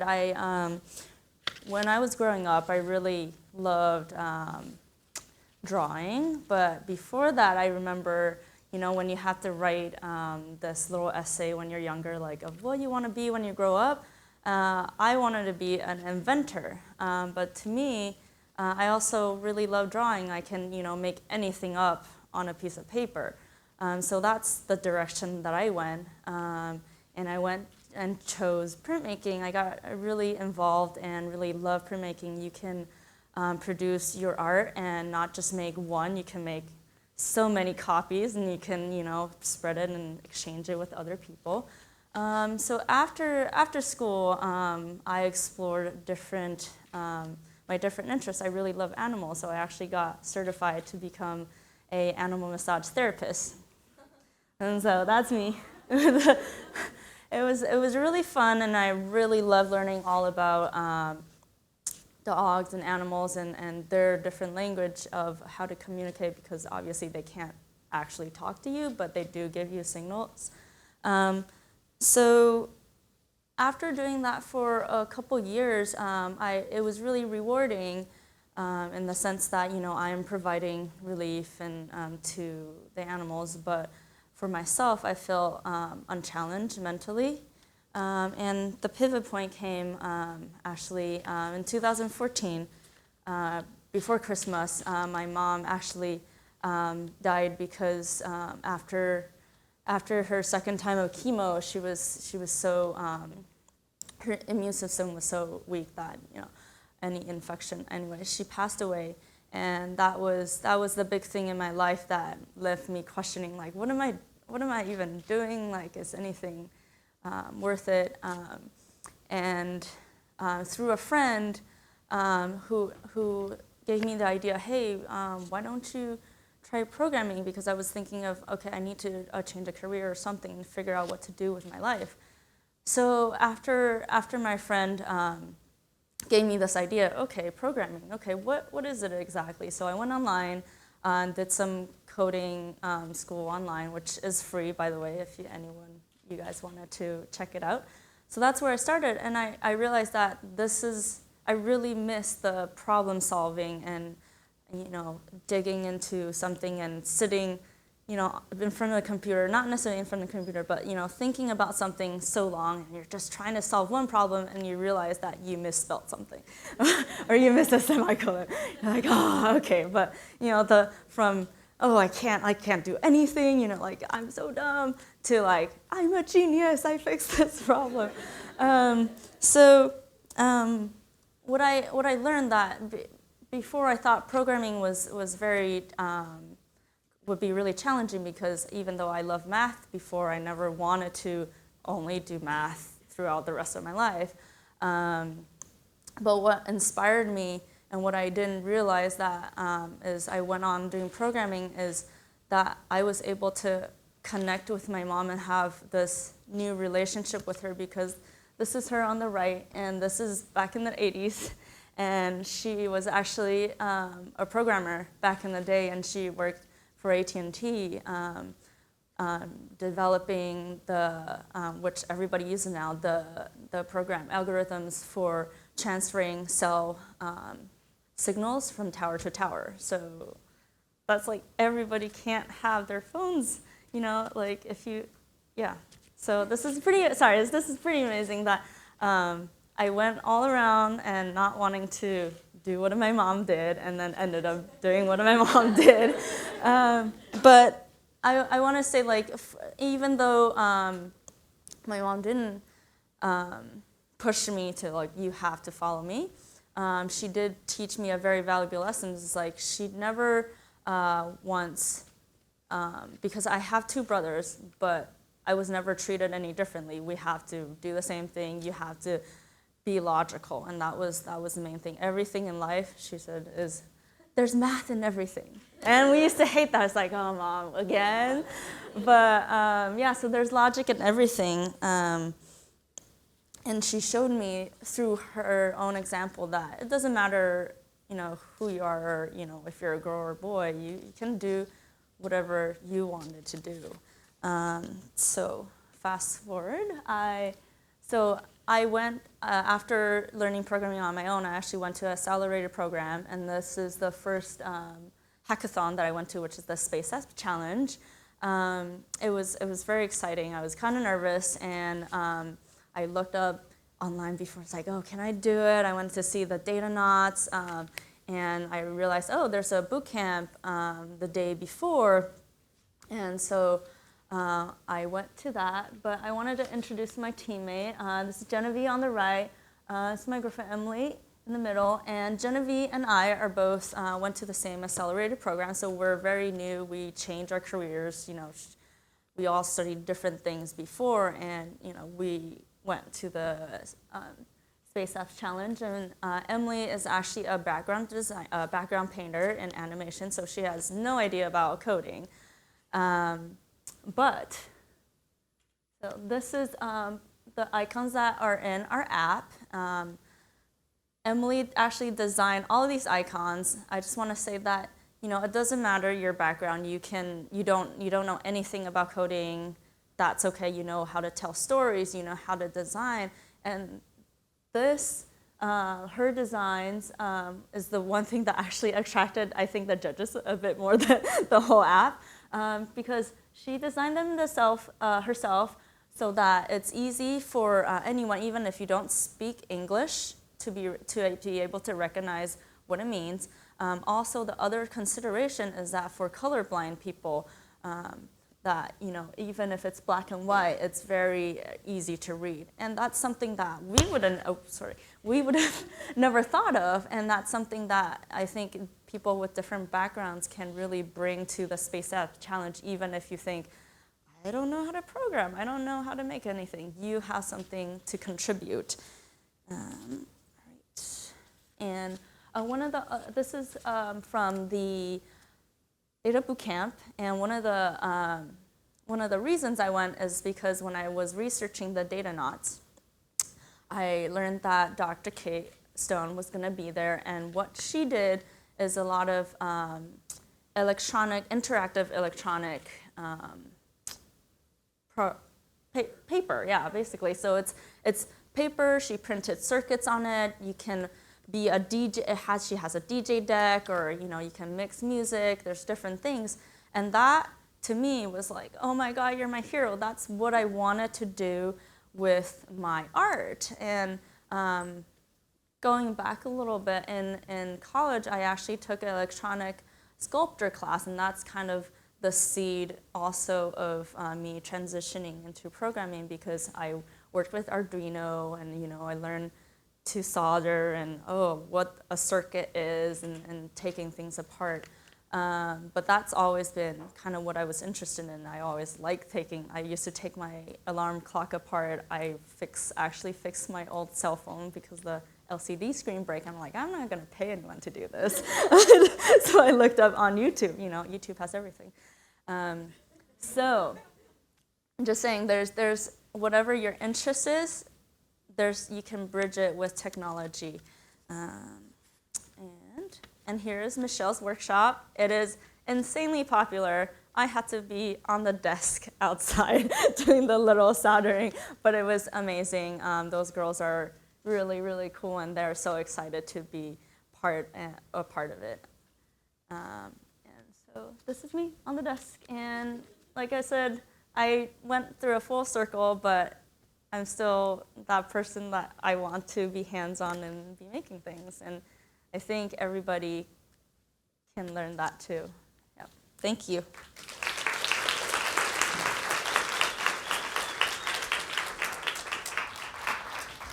Thank you, Tina. Next up is Geraldine Rodriguez. Geraldine lives in New York City, where she is co-founder and CEO of The Knowledge House, a nonprofit that engages youth and young adults in technology in the South Bronx. She participated in the inaugural Data class in 2015. Welcome, Geraldine.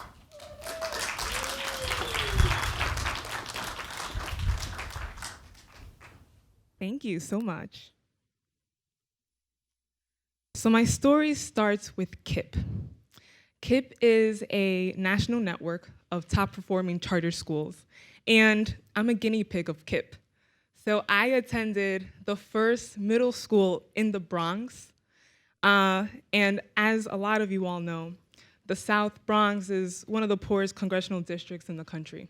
So it was really important for my mom, who at the time was a public school teacher, to make sure that I was receiving the best education that my neighborhood can offer.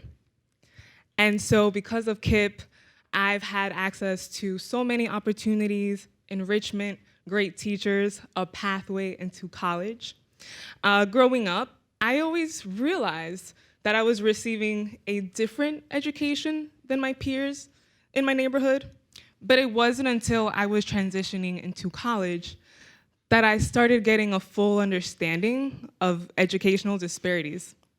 And so I was on my first college interview, and I just happened to stumble upon a conference about the achievement gap. And it was the first time that I heard that only 10% of people from low-income communities graduate from college. And this was striking. I was living in an impoverished neighborhood, but I didn't really put 1 and 2 together until I started to learn about the numbers. And so literally, this statistic changed my life, because from that day on, when I was in college and during my early career, I was motivated daily to figuring out what I can do to make sure that the 90% of kids in my neighborhood that weren't going to succeed in college had an alternative pathway. So 2.5 years ago, I co-founded a nonprofit organization called The Knowledge House. And we provide tech education and job training to 16 to 24-year-olds, primarily in the Bronx, to make sure that they have successful lives. And we do this by organizing the local innovation economy so that I can convene educators, industry stakeholders, and other resources that will provide alternative pathways to these young adults. A year ago, I became a data nut. And this is me at the podium at Civic Hall. I was speaking at the Space Apps Challenge, and I urged the girls to think of data not only as analyzing graphs, analyzing research, but data is about learning from people, listening to their pain points, and then telling their stories. And so I was so inspired to be in this community of data knots. There were makers, corporate professionals, there were data scientists that were using data and tech for good. It really motivated me to go back to my neighborhood and be more intentional about how I was using data with my students. So these are some of my students, and we literally use data every day. When I went back to the Bronx, I revisited this issue of out-of-school and out-of-work youth. In the Bronx, we have the highest rate of 16 to 24-year-olds that are unemployed and not in school, and that's 36%, so that's very high. I engaged my young adults, 4 of our job trainees in particular, and we started brainstorming around this issue.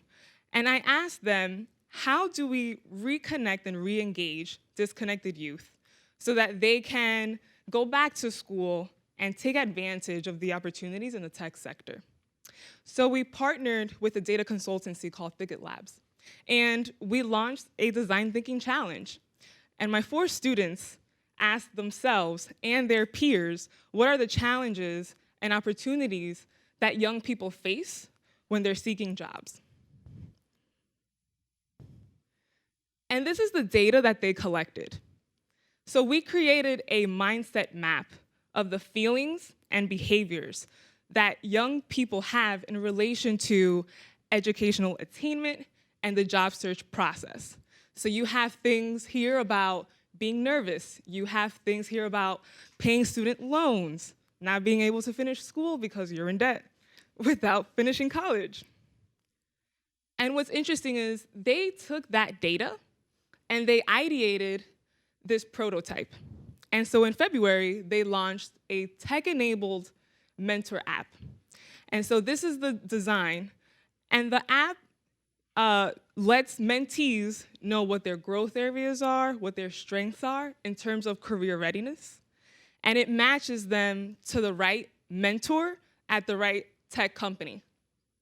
What's exciting about this product is it's still in development, but since February, my students have already served 60 mentors and mentees in mentorship programs.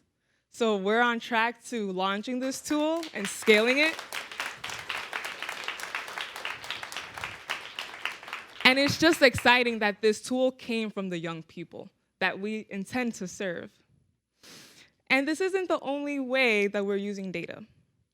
So as part of our program, we motivate our students with data. During orientation, we review poverty rates, unemployment rates, because as a community, we need to understand how urgent these issues are and how, as a collective, we can work together to problem solve. Throughout their training programs, our students help each other persist because we review labor market data all the time. They know that there will be 1.4 million jobs in just 4 years. And they know that 44% of these jobs don't require a college credential. At the end of the program, our students are tasked with creating tech products that address a user or community need. So they are taking data, validating problems, and ideating data-driven solutions. This is one example here. One of our top technologists was actually hired by NOAA to create a video game that raises awareness about ocean and climate data. And this is just one example. Our students are creating mobile apps that raise awareness about school bullying. They're creating mobile apps that allows the average user to learn about heat complaints in their neighborhood. And so I urge you all to empower young people with data and information so that they can solve their own problems. And I look forward to engaging with the Data Knot and NASA community to start tinkering with NASA data so that NASA data becomes more accessible to the communities that we serve as well. Thank you.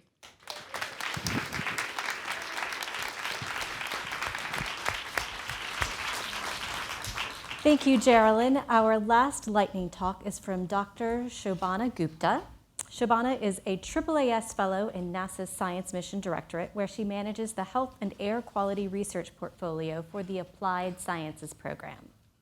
She was a first-time challenge owner in this year's Space Apps Challenge and attended her first Space Apps Challenge this year in New York City. Welcome, Shobhana. Thank you. Thank you, Tabitha. Hi, everyone. Man, it has been an inspiring day. This is amazing. I'm just listening to my colleagues talk about their work. It's been incredible, and I'm sure a lot of you are as inspired and kind of ready to go out and do new things like I am. So as Tabitha mentioned, my name is Shobhana Gupta, and I am a AAAS Science and Technology Policy Fellow here at NASA. I'll talk a little bit more about that in just a bit. So I grew up in India, and I lived in New Delhi until I was 15 years old. This is my family. I'm like narcissistically obsessed with my photos, so but yeah, I was very fortunate. Like, it's, you know, when you have cute baby photos and then awkward teen, you just focus on the early ones. Anyway, so I was really fortunate to have amazing parents. That's my mother up in the top right, and she used to read me stories about brave women when I was young. And both my parents, my dad and my mom, they had so much faith in me and so many expectations too, but like mostly so much faith in me that with their support and also with that of a very amazing little brother, so cute, I grew up with a solid foundation in self-confidence. And Megan mentioned self-confidence earlier today, but yeah, so I really want to say how amazing it was to have that from the very beginning from my parents. So in 10th grade, my family moved to the United States to a small town of Dyersburg, Tennessee. Anybody know where that is? Not surprised. It's in northwest Tennessee, kind of at the Missouri-Arkansas-Tennessee border, and a really small town. It was a little hard transitioning to a new place, but you know, Dyersburg is a wonderful place with amazing, kind, and caring people. So that made the move very easy. After Dyersburg, after graduating from high school, I attended Vanderbilt University for undergraduate, graduate, and medical school. So I was there for 12 years. I think I owe them a firstborn or something, but it was, you know, in both places, moving to a new environment, whether it's to a new location or going from high school to college, as you know, you may know, it's hard. But in both of these places, I was able to cultivate friendships and mentorships that continue to today. And it's these relationships that really encouraged me and supported me and kind of fortified that self-confidence that my family had instilled in me. And that became very important because as I made various career transitions, for example, when I moved from medical school to the research lab, I decided instead of practicing, I wanted to do research. And then when I went from research to my current career, science policy, there were a lot of challenges in the shape of like negativity and just fear of failure and doubt. But it's that self-confidence that my family and then my friends, this is at Vanderbilt, the confidence that they had instilled in me that really allowed me to continue to stand and continue to keep moving forward.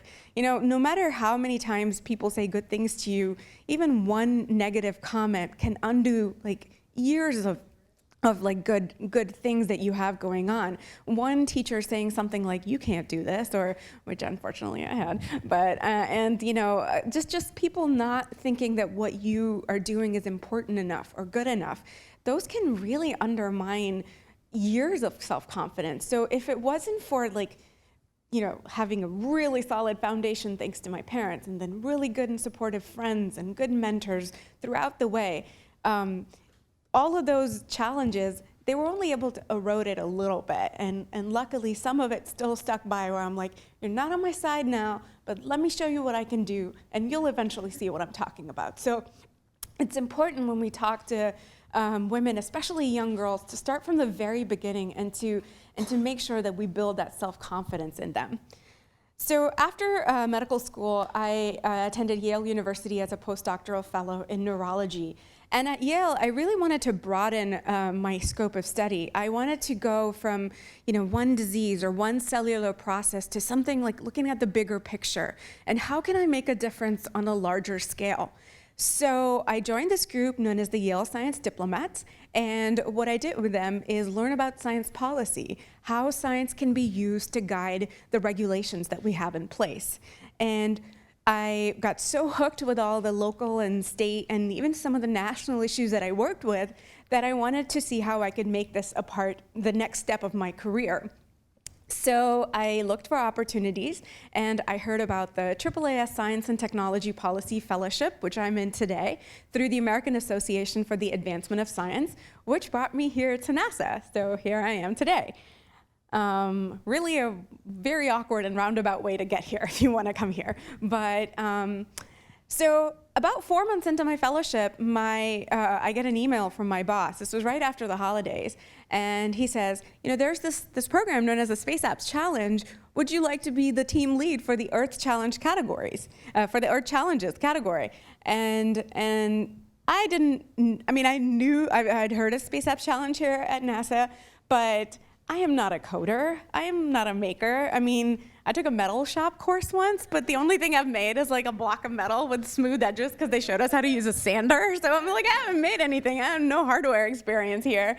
But I was like, this is a great learning opportunity. So let me come here and see what I can learn from these people who are creating amazing things every day. So I joined oh no, I'm running out of time. I joined the challenge, but I wanted to see what I could bring to the table. And so I said, okay, I'll do the Earth Challenges, but I'm gonna create my own challenge. And what we had people do was look at air quality data and see how we can relate that to things and symptoms that we see and feel. Like if you see trends in air quality, do you have a stuffy nose? Do you have trouble breathing? And as the challenge owner of AirCheck, I am really proud to say that it was the most popular challenge this year from all the challenges. And thank you. And this is one of the solutions. In the development of serious respiratory and cardiovascular health conditions throughout the world. The risk to public health is highest in developing nations who lack access to current local air quality information. With Scintilla, we set out to address this need by comparing data from NASA, the EPA, and our own ground-based air quality monitoring stations to predict current air quality anywhere in the world. Our web portal makes local air quality scores and pollution concentrations easily available to those who need it most. Finally, we pull real-time sentiments from Twitter and use machine learning to better understand the relationship between air quality and public health. Scintilla, democratizing air quality data. So this was one of the challenges that actually won the Best Use of Data Award this year. Yeah, really great job. So as a part of the challenge, yeah, I didn't know where to clap. I'm like, oh, sorry. As a part of the challenge, I attended the New York City location, and there I met Laura Doyle. Laura is a 9-year-old girl, and she led her challenge. It was a hardware challenge, and I'm gonna let Laura tell you what her challenge was about. Space is hard on your body. You have to exercise 2 hours a day just to keep safe from bone and muscle loss. We're making it fun. My name is Laura Doyle. I'm 9. I came up with Izzy and my dad and I brought it to the Space Apps Hackathon. Our team built an augmented reality game and hooked it up to a STEM. We're converting human power to rock power. We want astronauts to play our games on the ISS and the journey to Mars. You want to play? Yeah, so And Issy was one of the top 25 semifinalists for the People's Choice Award this year. And this is what Space Apps is all about. I mean, it showed me that anyone can do this. You know, it's a safe space for men and women to come together, to collaborate on ideas, and gain the confidence to become future leaders and innovators. And I'll end on this. You know, I've been really lucky to have really inspiring people and really supportive people. This is my mom, who was amazing. And with this experience, which was just so inspiring, that I am now out learning code, so I'm very excited. And there are free resources out there, guys, so if you want to do it. And I used to be just a champion for all things data, but now I can't wait to be a part of it, and so can you. So thank you.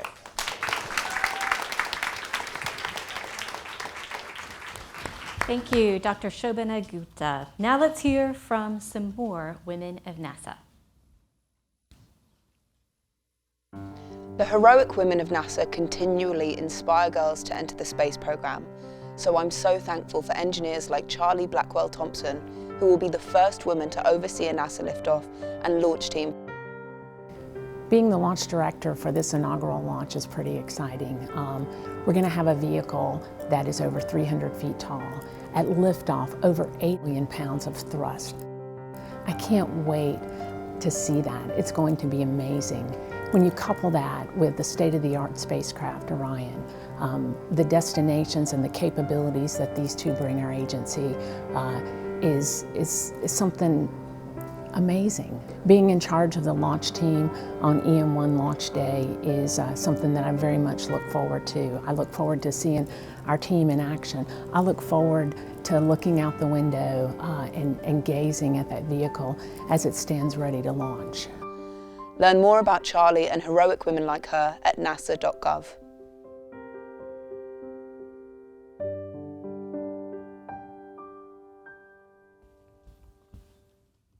And now we are ready to hear from our speakers for the Q&A session. I'm going to once again take advantage of my position as moderator to kick it off with a question. This is a question for all of you. I'll ask each of you to answer it. One of our goals for this event is to spark ideas for people to take back to their own organizations and communities. So if you could pick one takeaway that you'd like everyone in the room, everyone watching, to take back to their communities or organization, what would it be? We'll start with Beth. I know I had an answer earlier and I don't remember because there's so many answers. So the one thing I really want, after kind of listening to this, is that we want to know about your communities, and we think if you're reaching out to girls and women, you should know about the community of girls and women that you're also reaching out to. So if you can find a way to really tailor what you're trying to do, whatever initiatives you're doing, we'd love for you to kind of learn from some things we've done, and we can share that, because we're really good about, if we've figured it out, we'll put it in like a toolkit and set it free. So any of the things that we learned how to do, we'll give you. But there's so much we don't know how to do, and we can learn from you. But you can learn from each other. So as you are really reaching out, I think the biggest point is to be intentional. You have to have intentional program design. If you are reaching out to the lost, whoever your lost community is, go into the community and ask them, what do they want? What does it take for them to come to you? And then build it. Because that's what we've had to do, is we don't know how to get women to engage in data, so we had to, really the Datanauts, we reached in and said, help us understand your community. You live in that community, so what can we do with that? So that's kind of the takeaway, is like, how can you be intentional in your design? And it's okay to say you don't know how to do it. That's fine. Go figure it out. Go ask some questions and listen to those answers, and then when you figure it out, tell us, please. How about you, Michelle? I guess the number one thing that I feel has been effective in everything that we've done to engage girls and women is just to remember to be human when you're working with them. And that means being yourself and allowing yourself to have a personality and let that personality shine through so that you're relatable and approachable. But more importantly, what being human means is being okay with being vulnerable. We're humans. None of us are perfect. And even, okay, fine, I'm a NASA engineer. I don't know everything. And I'm never going to say that I do, because that would be a lie. And I'm okay saying that I'm learning things. And I think that that's a really important example to set when you're trying to inspire other people to get into it. That, you know, one, oh, okay, wow, this like NASA engineer cares about me learning, that's cool. But I'm comfortable talking to her and I'm comfortable asking her questions because she used to be learning too. So just remember to bring that human element to the table so that people will feel comfortable. And Tina? So for me, I think more representation of whatever it is. You know, for me, when going to the lightning talk and the boot camp, I got out of it more than I thought I ever would, because I see all these people that, you know, like Michelle, that she has such a different background, and to me, I really resonate with that. And so whatever it is that you're a group that you're trying to reach out to, you know, don't be afraid to think, like, don't pigeonhole yourself to think like, oh, women only likes pink and fashion and da da da da da, because I hated pink. I love orange. Anyways, so yeah, more just represent, you know, your interest, because more than likely someone else is going to share your interest, and that was one of the main thing. And can I just add one point? I recently heard about this guy, this blind guy, Daniel Quiche, and he did not fit into any stereotype. He used echolocation from a very young age. He can ride a bike and turn around and everything. So just don't pigeonhole and think that, oh, women can't do this, women can't do that. So that's one of the things is I never was restricted, and I think that really helped me transition and go into, you know, tech or whatever you want to go into. Yeah, on that note, I mean, if I can be just a dumb model and I can turn into an engineer, anybody. You broke that stereotype. Anybody can do anything you want. You just got to make up your mind. Now you're a super smart model. Exactly. So I would urge all of you again to empower young people.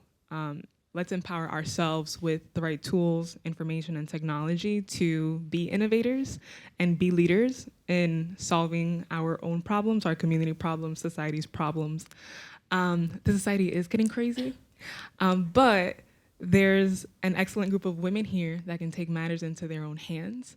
And Beth mentioned earlier, women are more social-minded. We like to give back. And so it's very critical that we start empowering girls and women with these tools so that we can be the leaders to solve tomorrow's problems.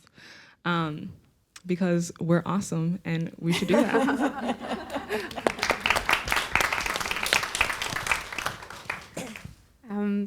I'd just like to say that I think it's very important for us to support each other, and not just when people are starting out, but also through tough times. We kind of have this idea that people who do data are really, really like just born with these smarts, or you have to be Einstein to do certain things, and that's not really true. Everybody goes through challenges and difficult times. You will all face challenges when you try something. But it's important to remember in those tough times that it's okay, everybody does this, but if you keep practicing, keep working hard, you can succeed in whatever you put your mind to. And as a group of women, we should really support each other through especially the tough times so that we can all make it through and succeed. Thank you. I'd like to kind of, if you've noticed, I don't know if you noticed, but I hope you did, that in each one of these stories, they all had pivots. And so we wanted to bring that story of the pivots are okay. And what we've learned in our women in data studies is that, women less than men, and I always hate doing stereotypes, but what we heard in our studies is that women don't want to be pigeonholed into one thing. And at Data Bootcamp, we also had lightning talkers come in and talk about their life hacks, because we hack life all the time, and that's okay. And so it's okay to not just do one thing for the rest of your life. So even if you started as a model, moved in, or if you started a printmaker and moved to it, or you started as a doctorate, and then you moved into policy, which is the funniest one to me, but we're so glad. So it's really okay, and it's okay for you to allow your communities of girls to say, you can do this and this. It's not this or this. And Robert Lightfoot even says that, our associate administrator, it's like it's this and this and this and this and this, but it's okay to have boundaries too. So, but we want you to see that we've all had these pivots, and at any point in time you can pick up some other new skill, and we hope it's coding, that you'll use for something else. Yeah. Can I just add, so one of the also stepping stone to me going to the boot camp is that I read one of Beth's quote is that none of us know what we're doing. Like, we don't know what we're doing. Like, this is all new to us. And so that really actually gave me the courage to be like, okay, I don't know, but they don't know either. So we'll do it together, and we'll all learn from each other. And just from my experience in the coding, like, accelerated school, and, we have a group of 23, 22 people, only 4 of them are women. But we're very supportive. But what I notice is that women tend to not say that they understand something until we're 99.8% sure that we know what we're talking about. Which is very different than a lot of men. Exactly. Oh yeah. Whether they know about it or not, they say they do. So. Exactly. I realized I'll start listening to them, and they're like, and then halfway through I'm like, you have no idea what you're saying. Like, I know more than you. So trust yourself more and speak up more, and don't listen to the guys. Just kidding. If you have a question, please raise your hand in the audience. If we have a question, we have 2, 3. We'll start here. Yes. Wait for the microphone if you don't mind, just so everybody can hear you. It pays to sit in the front row, because all the questions are right here. Right. In our favorite color, orange, right here. I have a twofold question. First of all, the common thread I heard running through was confidence. Mm-hmm. And I know that a lot of women, whether they're women or young girls, have issues with confidence. And that's something that your backgrounds or someone in your background really gave to you that helped you move forward. So my first question is, what is something that you would tell the girl out there who doesn't have confidence to help her move through that? And then the second one is, are you ever too old to do that? Because I'm a little bit older. I'm probably older than you. So. I don't think so. But anyway, so, and I'm a techie girl. I'm one of the older ones that like tech. So that's why I was asking. So those are my 2 questions. I want to answer number 1, and then I know I've heard the answer to number 2 by several of you who've had these conversations. But number 1, what to tell girls. I think the biggest thing is no one knows how to do life. And that really is, I say that no one knows how to parent, no one knows how to study, no one knows how to go to Mars. I mean, we kind of know how, but we don't really know all the things there are. So I think the biggest thing is, like, no one knows how to do this thing called life. So it's your life. Let's figure it out. And no one has these answers. So it's the thing is, no one can tell you don't know how to do your own life. You don't know how to do their life. So it really is more of a, if you don't know how to do it, just do a little homework, which is what I can base this on our Women in Data studies.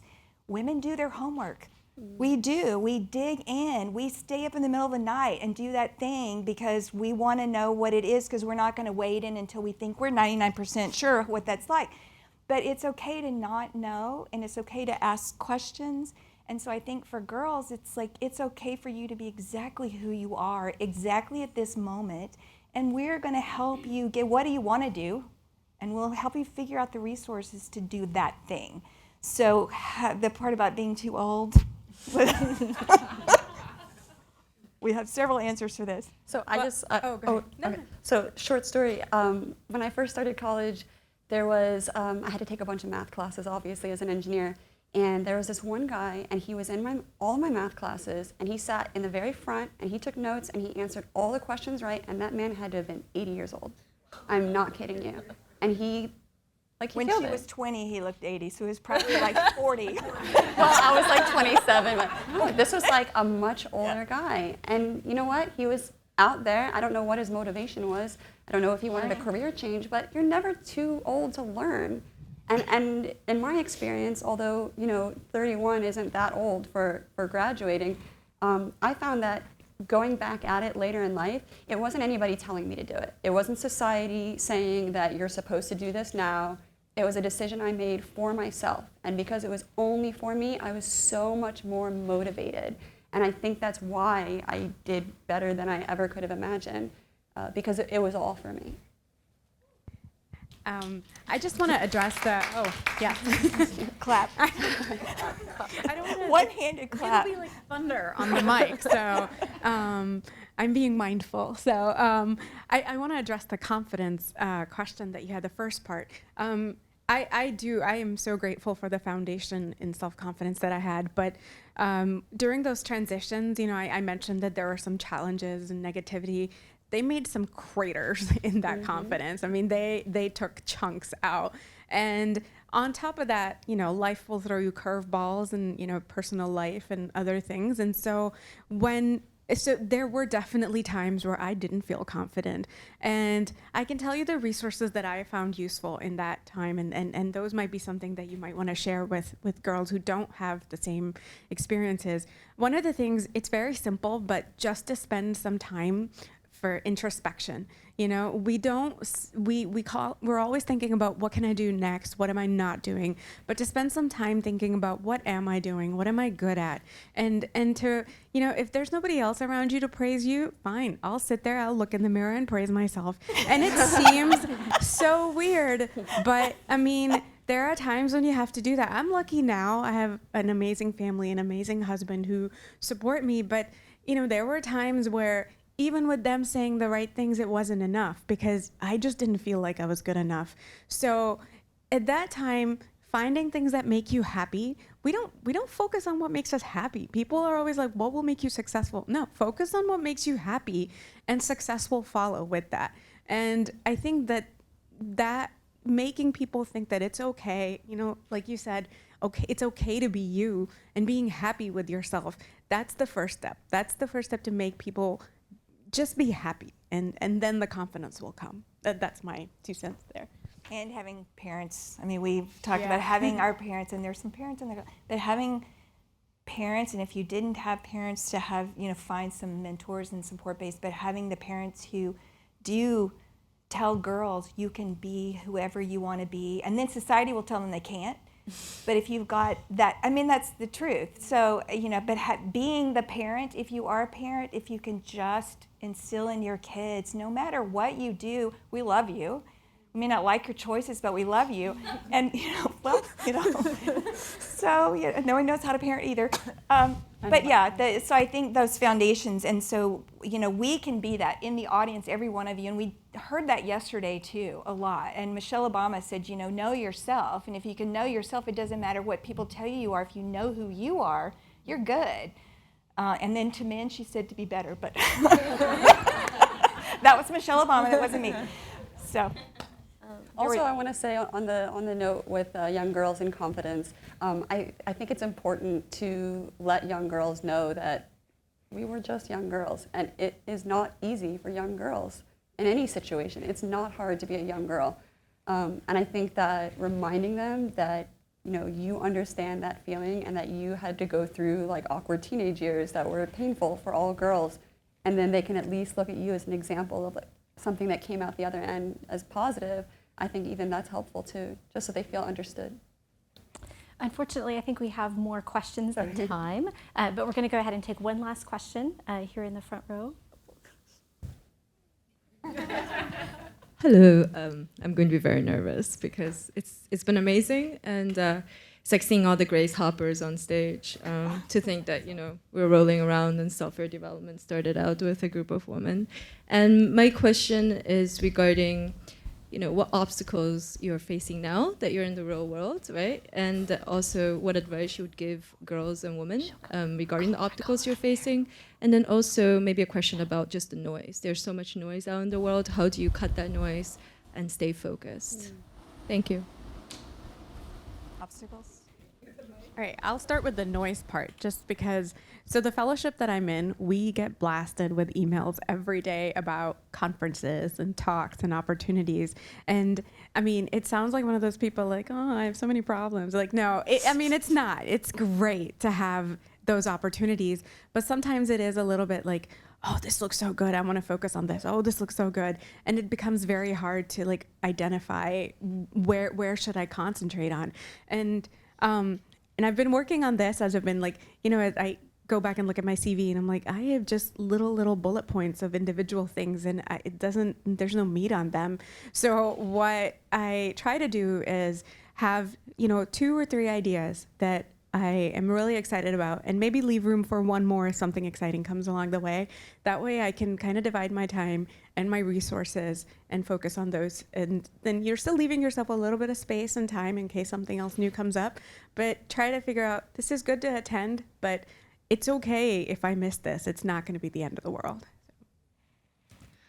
As a female entrepreneur in the social space, it is challenging because in moments of leadership, when I'm in a meeting, either closing a deal or fundraising, very often I'm the only female. And so not only am I a female, I'm Black and I'm a millennial. And usually the other people at the other side of the table are older white men. And I'm sure these are challenges that we probably have all faced, especially as we're in the technology space. What I would say, and this relates to the question about confidence, when you are the only female in the room, the only person of color in the room, others, sometimes you yourself might see that as a setback, but it's very important to see whatever unique qualities you have as a personal asset, right? So anytime now that I'm in a room full of a bunch of white men, I am the expert on millennials, I am the expert on females, and I am the expert on people of color.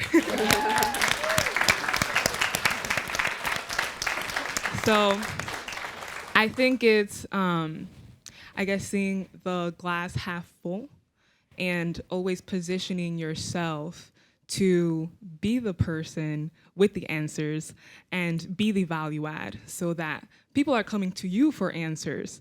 You don't see yourself as, you don't doubt yourself and you don't see yourself like as a deficit. So, piece of advice for everyone. I want to give one, I know we're at the end, one last word to you, and the most important word that you can learn is the word no. That is an important word, and the thing about it is women do no because blah, blah, blah, blah, blah. No, I have to wash my hair. No, I'm really busy. No is a word that stands alone, and it's okay to give yourself permission to just say the word and not have to explain yourself. And that in that way, back to the noise and the boundaries and obstacles, you only have so much time in your life to do the things that you want to do with your life. So no is a very powerful word, and not to feel guilty. So that is, if I could leave you with that one powerful word, we should just practice it. Can you say the word? No.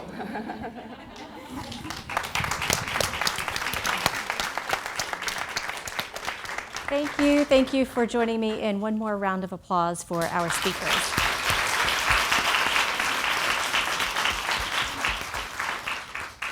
Is it possible to add something for people who are thinking of changing careers? And one thing that I face is, and a lot of people face, is the imposter syndrome. So everybody has it, even people who are in the field for 10, 15, 20 years. If they're good, they still have it, and that's what you should take it for, something that motivates you to continue learning and be better. Thank you.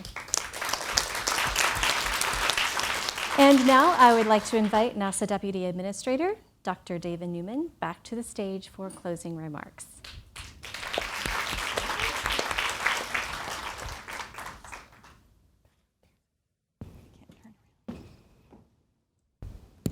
Thanks.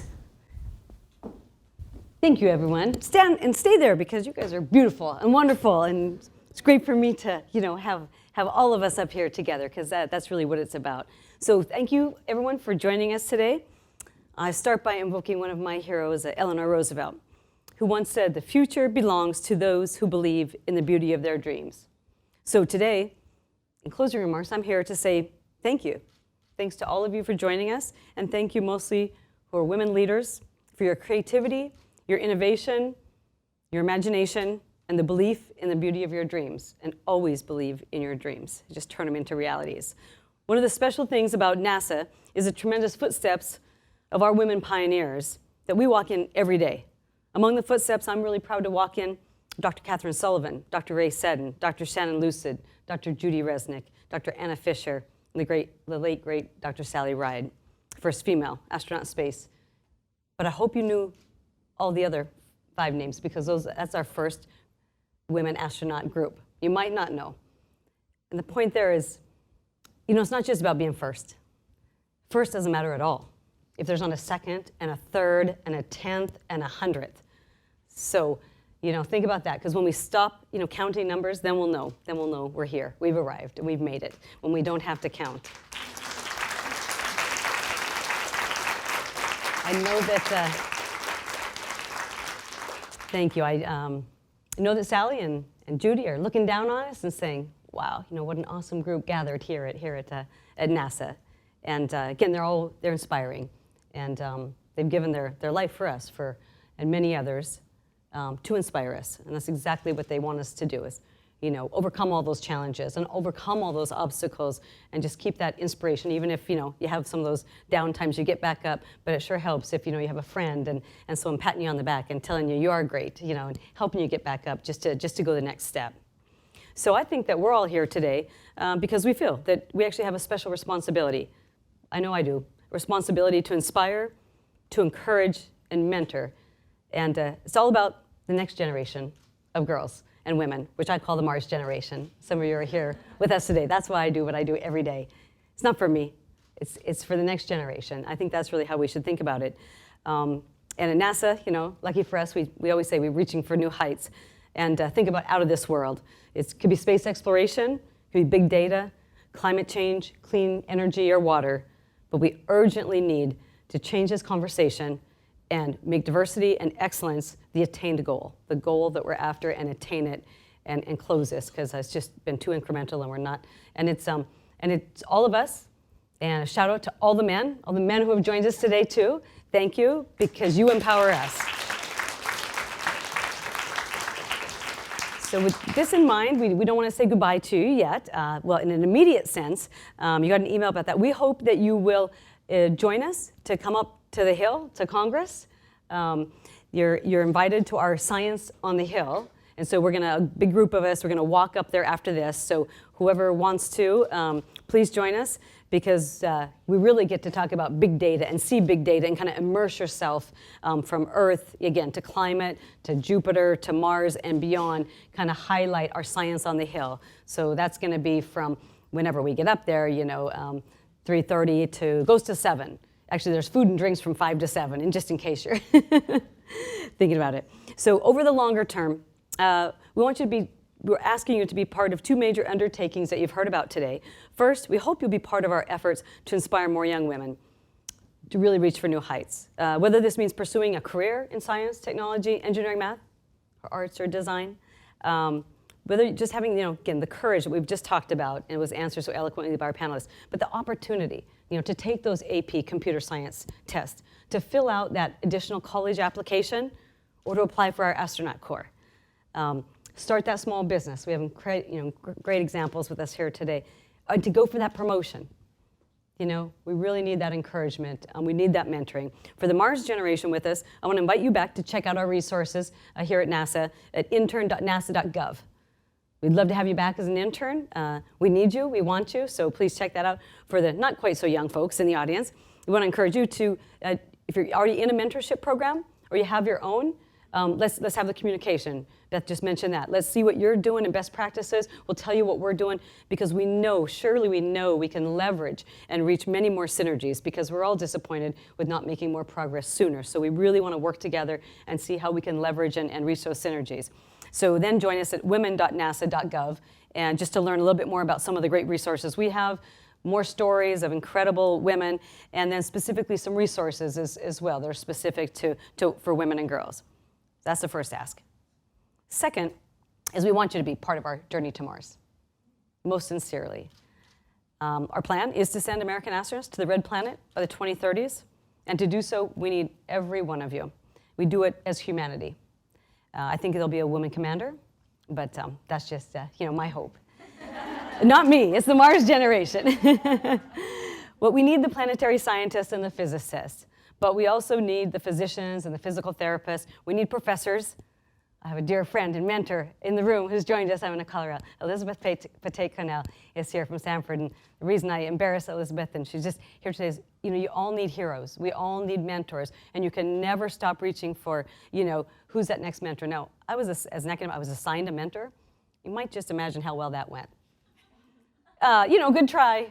I was one of 35 women, in aerospace industry. So seek out those mentors. Just see who you can talk to, see who you can relate to. Because in my experience, people don't say no. They have limited time, but you have to sometimes be proactive when you're really looking for those mentors and who you kind of aspire to look up to and learn about their story. And then back to Mars. First step of getting to Mars is actually just believing in ourselves, believing in humanity. That's why I'm so optimistic, and so I'm so hopeful. And this is something America, we're going to lead, NASA's going to lead, but it's not one nation and one country, it's global. But we want to clearly take a leadership role. And again, so it's just the belief and the beauty of our dreams that humanity really does have no limits on our curiosity and our drive and inspiration. So boots on Mars by the 2030s. And in fact, it's kind of similar for all the progress we've made in this country. There's still a lot of disparities. We can talk about the data. We have to be realistic. But I think it is our responsibility, our goal to what can we do to eliminate them, but eliminate them by new thinking, working together, because we've kind of been trying the same old thing for decades, and we're not. Megan and I started by in 1848. We were on a good road in 1848. We need to fast forward.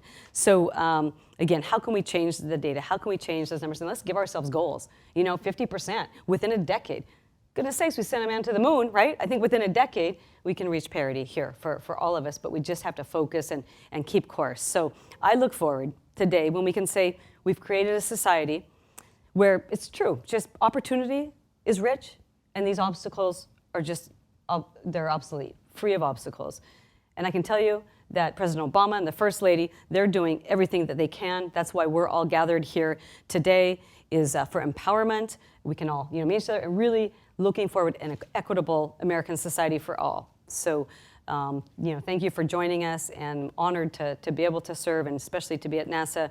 NASA Administrator Bolden, he likes to tell young people that he meets that they should never listen to anyone who says, you don't belong, you don't look like you can do something like that. Just plug your ears, right? It's great advice, because guess how many times he was told, you don't look like that, you don't look like. So for me, I like to tell people, it's pretty simple. I have a pretty simple mantra for myself, and it's love, act, discover, and innovate. It's a pretty cool acronym. It's LADY. So I've had that one for a long time, and if I stay focused and I just, again, make it simple, don't be too complicated about things, go with your heart and your dreams, and be open to possibilities, know your talents, your strengths, but follow your passion, and for sure, we'll all be very successful. So thank you for joining us and being part of the United States of Women and NASA's State of Women today, and leave you with the great words of Ella Fitzgerald. Don't give up trying to do what you really want to do. Where there's love and inspiration, I don't think you can go wrong. And I think she was right. So we hope you'll join us, and give yourselves a big round of applause for joining us.